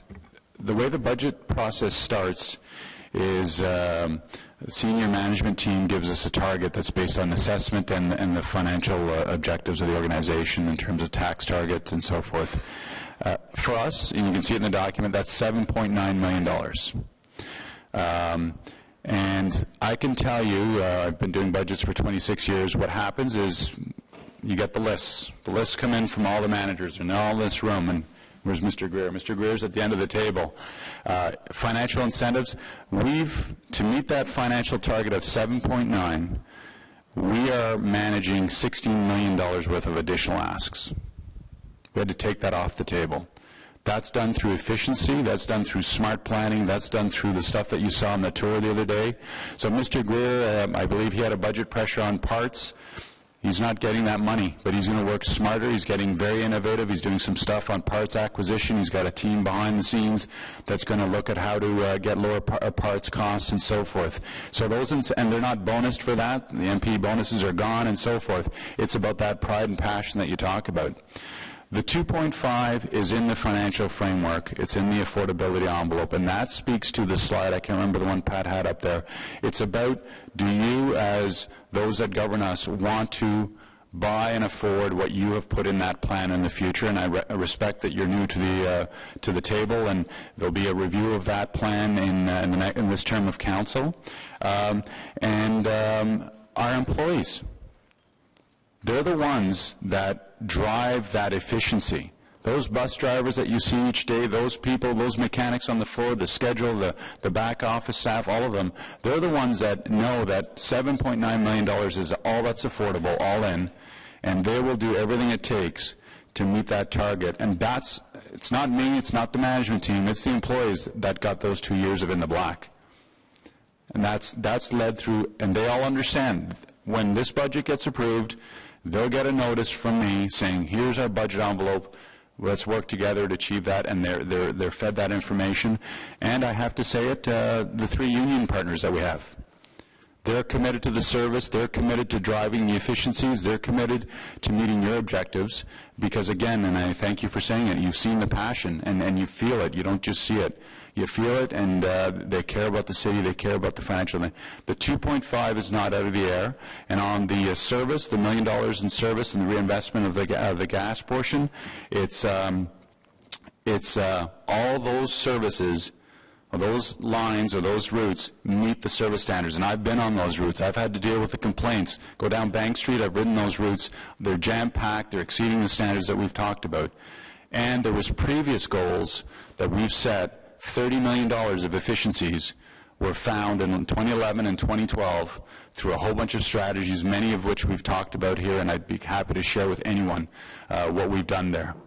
And you know, they just point to the double-decker strategy. You shed your fleet. We used to be at over 900 buses. You saw the bus count now.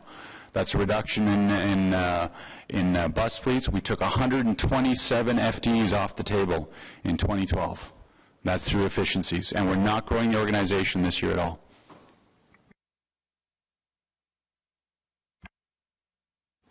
Thank you very much, Mr. Manconi. Excellent. Thank you, Commissioner Mallow.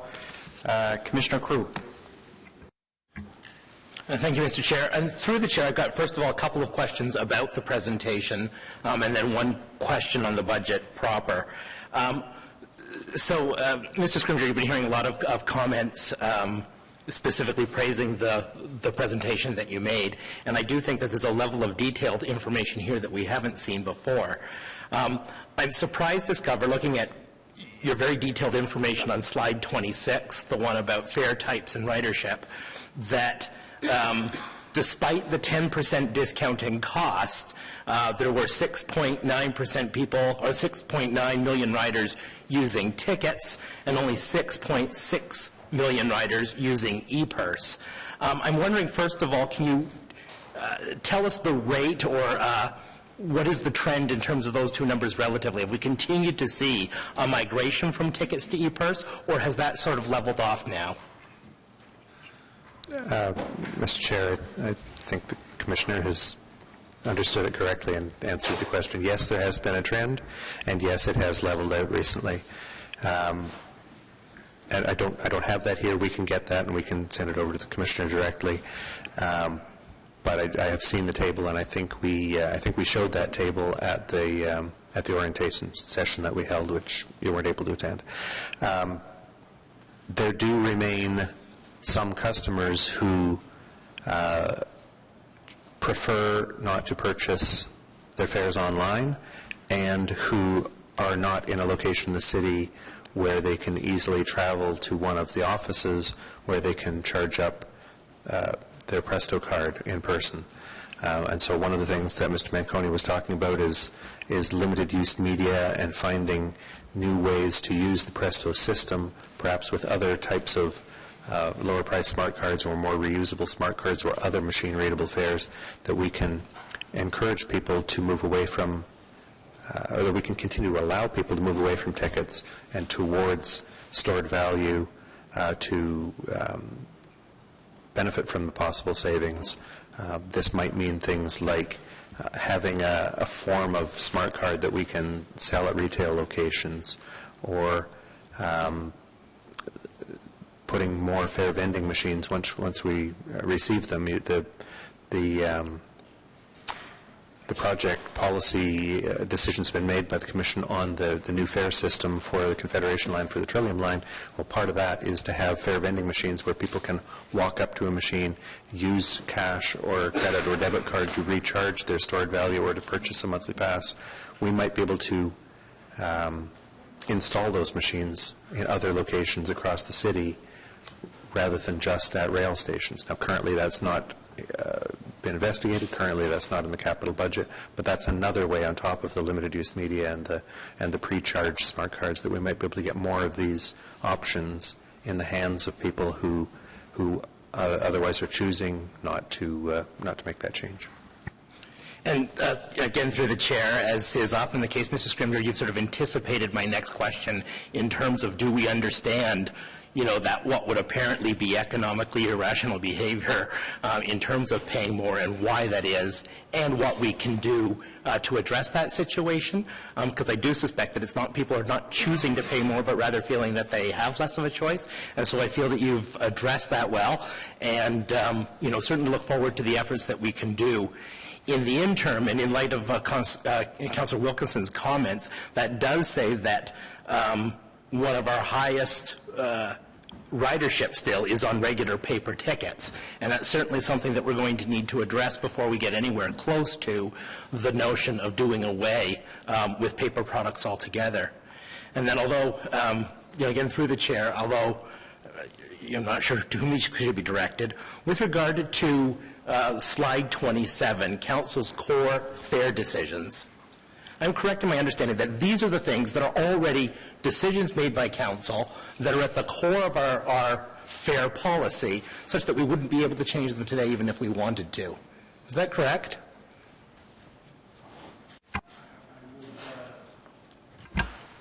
I will look to the city clerk, Madam Deputy Clerk Leslie. Blair, could you perhaps repeat your question? Yeah, Mr. Scrimgeour presented a slide that included Council's core fare decisions, and I'm just affirming that these are the kinds of decisions that have already been made by Council that this body today wouldn't have the ability to change or address even if we wanted to. Specifically, they were listed at slide 27 of his presentation. To be clear, Chair, Commission cannot change its fare policy as part of the budget. The Commission can change the fare ratio in terms of the 55%, but not today and not now as a policy decision. Each budget, that said, each budget is an exercise in how far, how fast to achieve a Commission's policy objectives. Does that answer the Commissioner's question? Yes, that does, absolutely. In terms of I understand those to be sort of long-time things or long-standing things that have been set by council. I guess then a couple of questions on some of those core decisions, and I'm making sure there's not a sleight of hand occurring here, or that I just misunderstand. One of the policies noted there is fare increases at 2.5% per year. Presumably that's for this term of council. Am I correct in my understanding that the policy is actually a cap of 2.5% a year and not a target of 2.5% a year? I'm not sure to whom that should be directed. I'll answer that, because that comes out of your long-range financial plan or your affordability model. In that model, we had to make a proxy as to what we thought transit's rate of inflation would be, because the actual policy approval is that fares and taxes will rise by transit's rate of inflation. So the 2.5 is a proxy, but in 2015, it is actually your rate of inflation, because in 2014, transit fares paid 52% of the operating costs, or 53%, excuse me. You're increasing the fares by 2.5%, they're still only paying 53%. So your costs increased overall on the operating side by 2.5% as well. So it is in 2015, 2.5 is your transit rate of inflation. What it'll be in 2016, I don't know. But your policy is that you're supposed to increase your fares with transit's rate of inflation. Got it. So the policy is not a 2.5% increase for 4 years, nor is it a 2.5% cap, but rather that they increase at approximately the rate of inflation every year. With transit's rate of inflation, and I'll qualify that because transit's rate of inflation is not the consumer price index. It's not what you're seeing as a rate of inflation for the basket of goods that Stats Canada compiles numbers on. It is related specifically to their operations, their labor costs, their costs of fuel, everything else. Okay, thank you very much. That answers the question. Then the last question on the presentation, through the chair, and again, this may be directed towards Mr. Scrimgeour, but with regard to that last policy on that page, that infrequent transit users, those who pay cash, will pay the full cost of their trips. Who's included within that group that will, by this policy, pay the full increase? Is it only cash users, or does it include those who pay casually for their fares with tickets or by e-purse? Mr. Chair, I'm going by memory on the exact wording of this policy, but it was along the lines of infrequent users who are not regular and committed transit users should pay the complete cost of their trip and should not receive any municipal or provincial subsidy. The municipal provincial subsidy should be reserved for those who are regular and committed users of the transit system. So therefore, those who pay by tickets and those who pay by e-purse should be covered under that policy or caught by that policy? So, Mr. Chair, the way that staff has interpreted it in all the years since that policy direction was taken is that there is a range of discounts for frequent use. The people who use the service most frequently, those who use monthly passes, will receive the greatest allocation of subsidy. The people who use the system the least frequently, those who pay with cash, will receive essentially no subsidy, and the people who choose the other alternatives of pre-purchase and bulk purchase, tickets and e-purse, will be between those limits. Okay. Thank you very much. And then I just had one question through the chair, perhaps for the treasurer, on the budget proper, and it's picking up on Councillor Kakis's comments about fuel hedging. At the meeting where this budget was tabled, I understood the treasurer to make a comment to the effect of that we were sort of done our hedging for now. And understanding that predicting fuel prices is, or betting a lot on fuel prices, a little bit like going and dropping a quarter in a slot machine. Given the dramatic increase in cost of a barrel of oil recently and the relative lower value, if all of a sudden the Commission were to recommend let's hedge for 5 years out for 100% of our fuel, I certainly would be supporting that. So I'm wondering if you could just sort of explain, just because there's a gut feel that right now it's kind of hit a low that we haven't seen for a long time, likely even for diesel.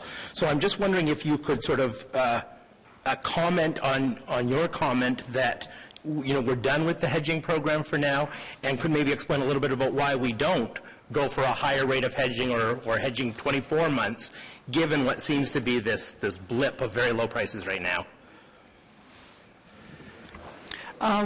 Council has approved a hedging policy, and that hedging policy says 75%. We don't go to 100% because that basically means you have absolutely no faith in the market, that you're basically just seeing it go straight up. But we know, looking over time, there are dips and there are increases, and by not hedging 100%, you can get the advantage when there is a decrease, because you're budgeted at a certain amount and your floating part is budgeted at that same amount, and then it drops below. So you get that little bit of savings. So we're actually very aggressive with a 75% policy. Most transportation firms will only hedge up to 50%. They'll make certain 50% of the price is set, and then the rest they'll take the variations within the market and price accordingly. Our hedging policy has saved this operations lots of money over the years. In the last 4 years, you would have paid, or OC Transport would have paid an additional $8.8 million if we didn't have our hedging strategy in place. So right now we're seeing this is one of those times where our hedging strategy would have been nice if we weren't hedged right now, but we are. But I anticipate that in probably 4 or 5 months from now, we'll be thankful that we are hedged for 2015, because I expect prices to continue to go back up, probably past the point which we're hedged at for 2015. So I would never recommend going to 100%. I think that you need that little bit of flexibility in it to take advantage of those times when prices drop down. I think we've got enough of a cushion built in that we can absorb when price goes up, but the objective of our hedging strategy is one thing alone, and that's to provide you with budget certainty, and we think this does. I certainly would agree that it has provided us with that, and nobody would comment on or think it's inappropriate that we didn't foresee this individual dip coming up. Are we therefore now fully hedged at that 75% for the next 18 months? We are hedged at 72.58%. So you basically have another 2.5% that you could go.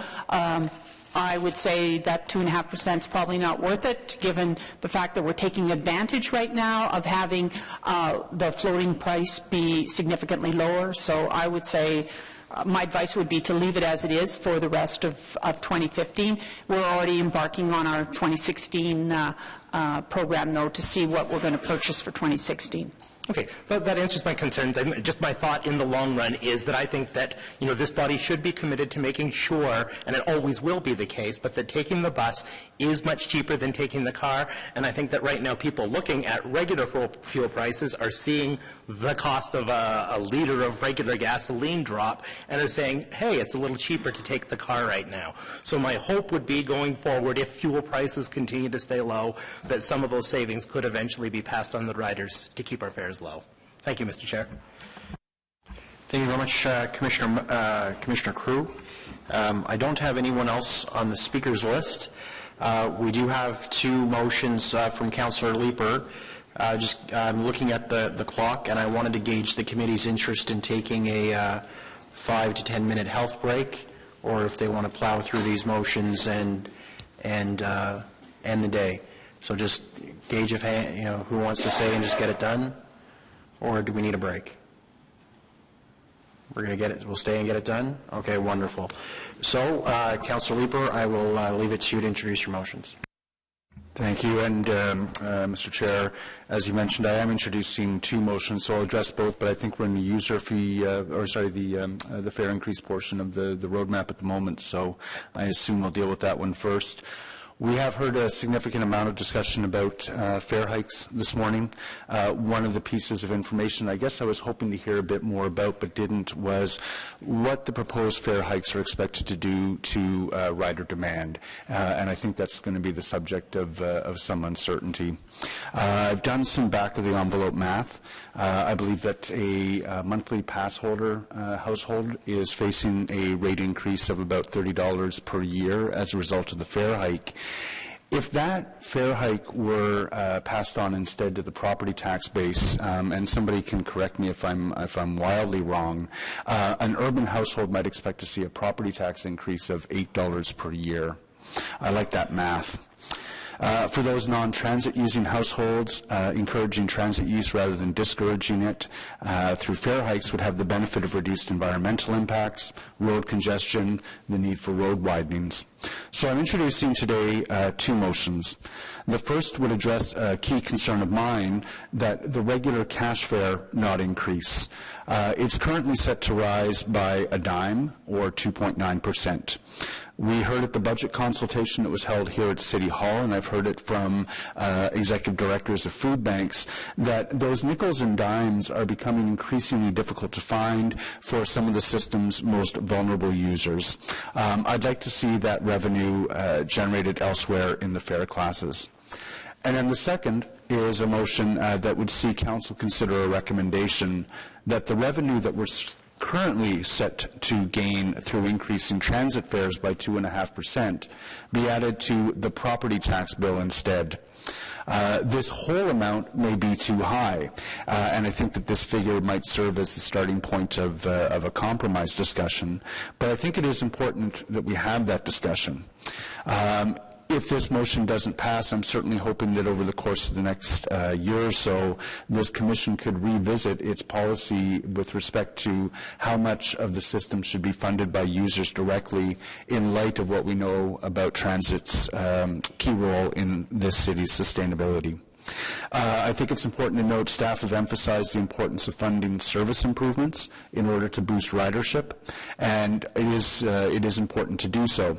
But what I'm asking is not that we not do so, but that we reconsider how this revenue is going to be raised. I should make a note the two motions actually conflict. Clearly, if both were to pass, the need to change the cash fare rate increase would be obviated, but that would be a roadmap question for us at Council if both were to pass. So with that, I think, Mr. Chair, it's the first motion that you want to deal with first, with respect to the increase of the cash fare.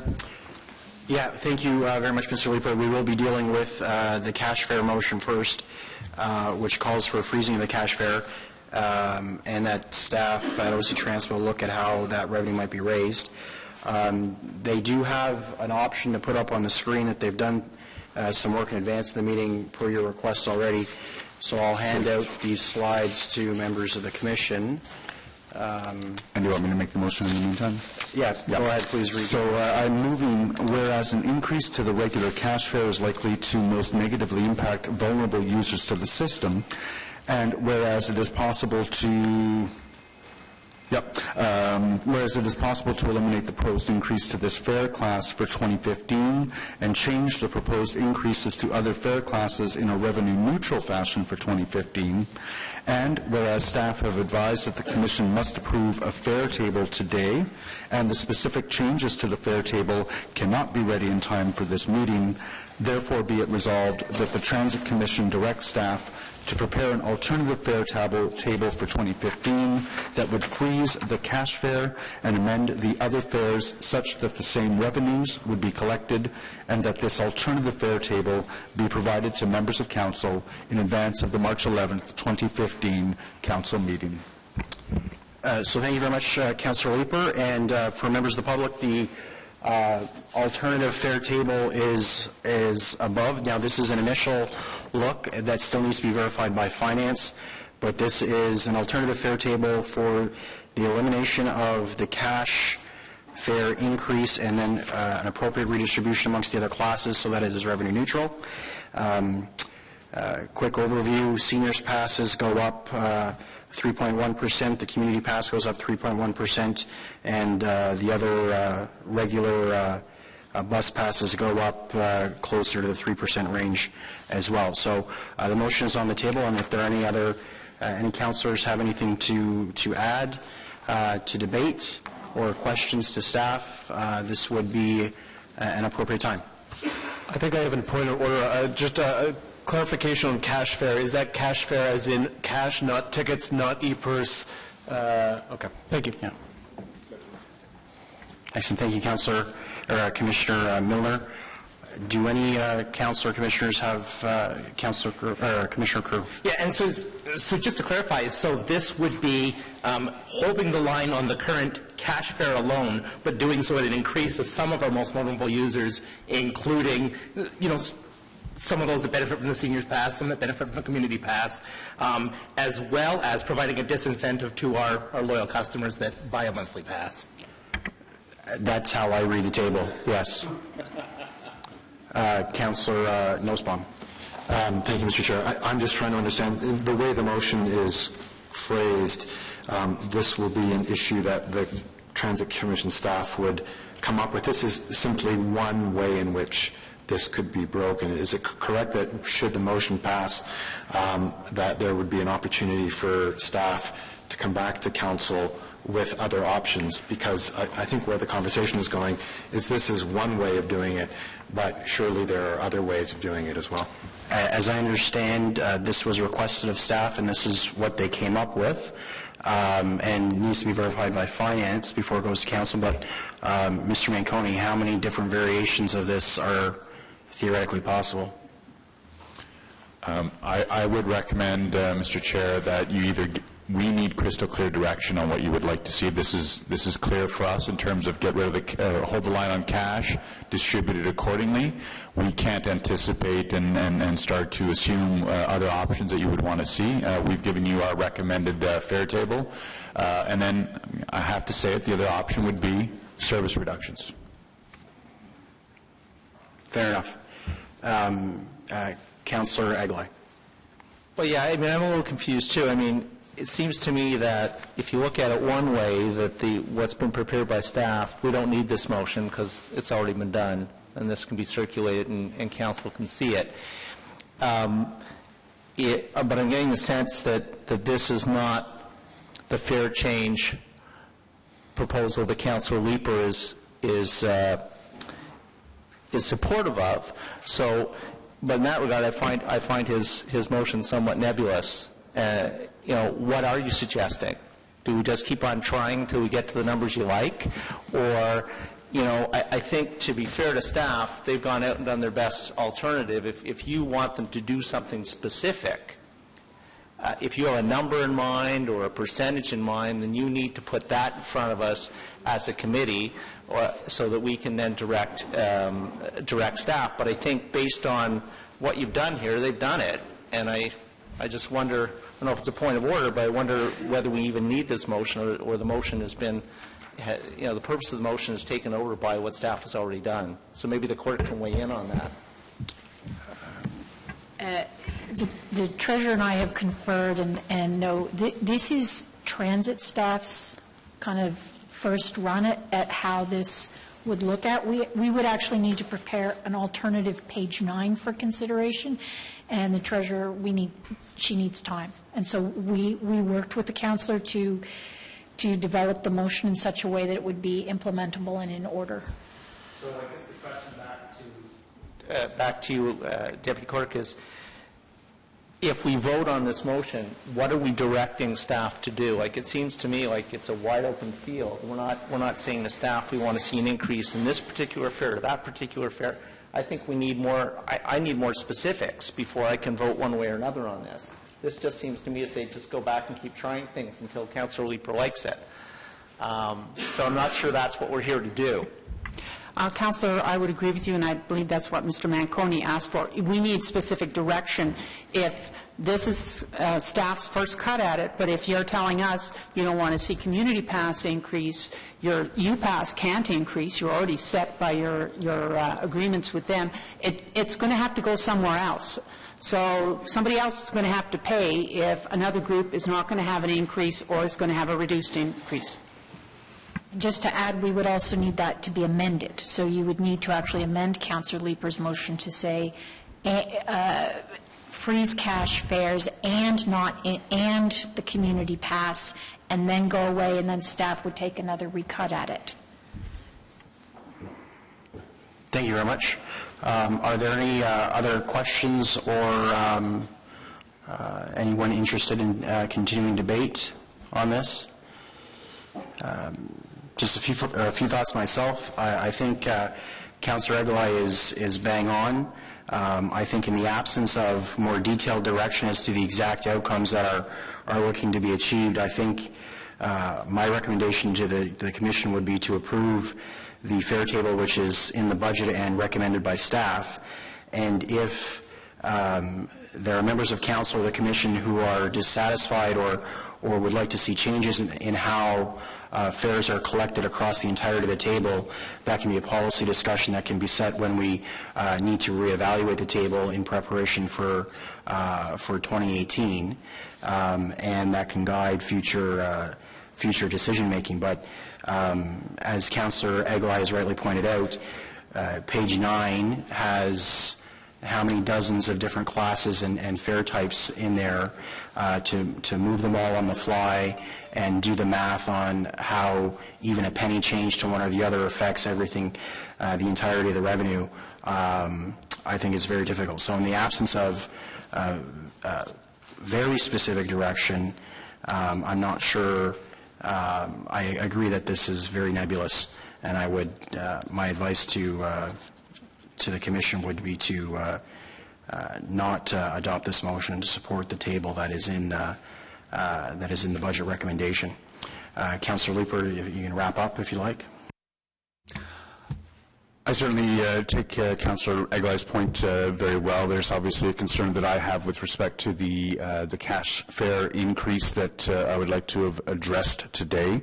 The proposed increases that are on this sheet obviously tend to show, I think, a lot of increases to those areas that are also used by fairly vulnerable users.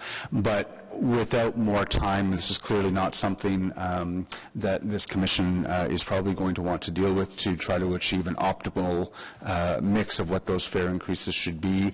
Mr. Chair, I take your advice well that this may be something to deal with moving forward. So for the moment, I would like to withdraw the motion.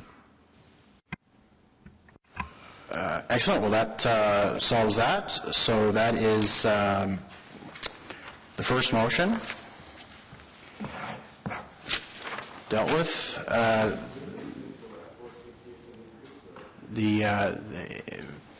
The second motion is, I'll let Councillor Leeper introduce it. So as stated in my opening introduction, I do consider that there are some very good reasons to put more of the operating costs and other costs of transit on the broader property tax base rather than on specific users. This motion would see almost the whole. It would freeze the transit rate increases across the board. I think it might be an interesting way to start a discussion about freezing at least some of the transit fares if this doesn't pass. But my motion is that whereas an increase in revenue generated from user fares above the rate of inflation may create a disincentive to transit use, which would have broad negative impacts for all taxpayers. Therefore, be it resolved that the Transit Commission recommends that Council, sitting as Committee of the Whole, consider freezing transit fares for 2015 and fund the $2.4 million revenue shortfall through increased taxation. Thank you very much for that. Perhaps if OC Transpo could put the slide on the back up. There was a slide that indicated what 2 looked like, what 2.5 looked like, what 3 in terms of both revenue and ridership. I think that's a helpful slide for the context of this discussion.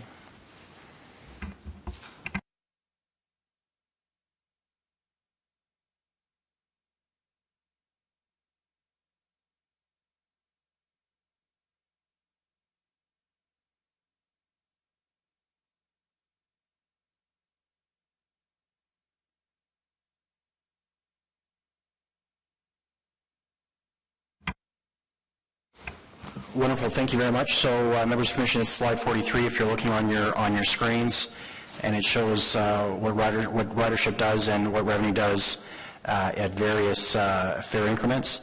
Are there any questions or comments relating to the motion? Councillor Nussbaum. Thank you, Chair. Just a question to the Deputy Clerk, perhaps, on Councillor Leeper's motion. I understand that for a motion like this, one needs to identify some kind of funding source, which through here is increased taxation. But would there be the potential, if a motion like this were to pass, for council to find offsetting savings, which would not necessarily result in this entire amount being financed through increased taxation, i.e., does council have the ability, although I appreciate that we don't right here with this motion, to find offsetting savings to pay for this as opposed to only putting this to the increased taxation funding base? Thanks. Chair, the short answer is yes. But I would add that the Commission should also be aware that what this motion does, if it's approved, it would go to Council and someone would still have to move the change from consider to approve. If there is a notion that there are offsetting reductions at that time, we would help with an amending motion. So there are still several stages to go if the Commission approves this motion. Thank you very much, Madam Deputy Clerk. Given that answer, Councillor Leeper, and given that there might, in fact, be offsetting reductions, did you want to continue with this today, or do you want to save it for the Council deliberations where you have the opportunity to both amend the wording but also identify the offsetting reductions? And just procedurally, Mr. Chair, then, I guess this motion is just to ensure that Council would be able to consider it. I didn't know if this committee has to recommend it in order for this to come to Council. If that's not the case, then I'm pleased to, again, withdraw it. Madam Deputy Clerk, can Councillor Leeper introduce this or something similar at Council without it having been approved by the Commission? Yes. Wonderful. Councillor Leeper? Thanks. In that case, I'll withdraw this motion. Wonderful. Thank you very much. All right. So now we move to the budget roadmap motion. So we'll go through the three subpoints individually, Madam Deputy Clerk. Is that the proper procedure? Yeah. And so that the Transit Commission, moved by Councillor Kakish, that the Transit Commission recommends that Council, sitting as Committee of the Whole, approve the Transit Commission 2015 draft operating capital budgets as follows. Transit Service 1.I user fees. Is that carried? Carried. Point 2, operating resource requirements, page 5. Is that carried? That's carried. Point 3, capital budget, page 15, individual projects listed from pages 16 to 33. Is that carried? Carried. Thank you very much. The budget has been approved and referred to Council. And going back to the rest of the agenda,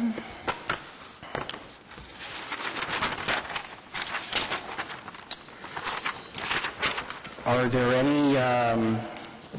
any inquiries from members of the Commission? Are there any notices of motion? Seeing none, adjournment. Thank you very much.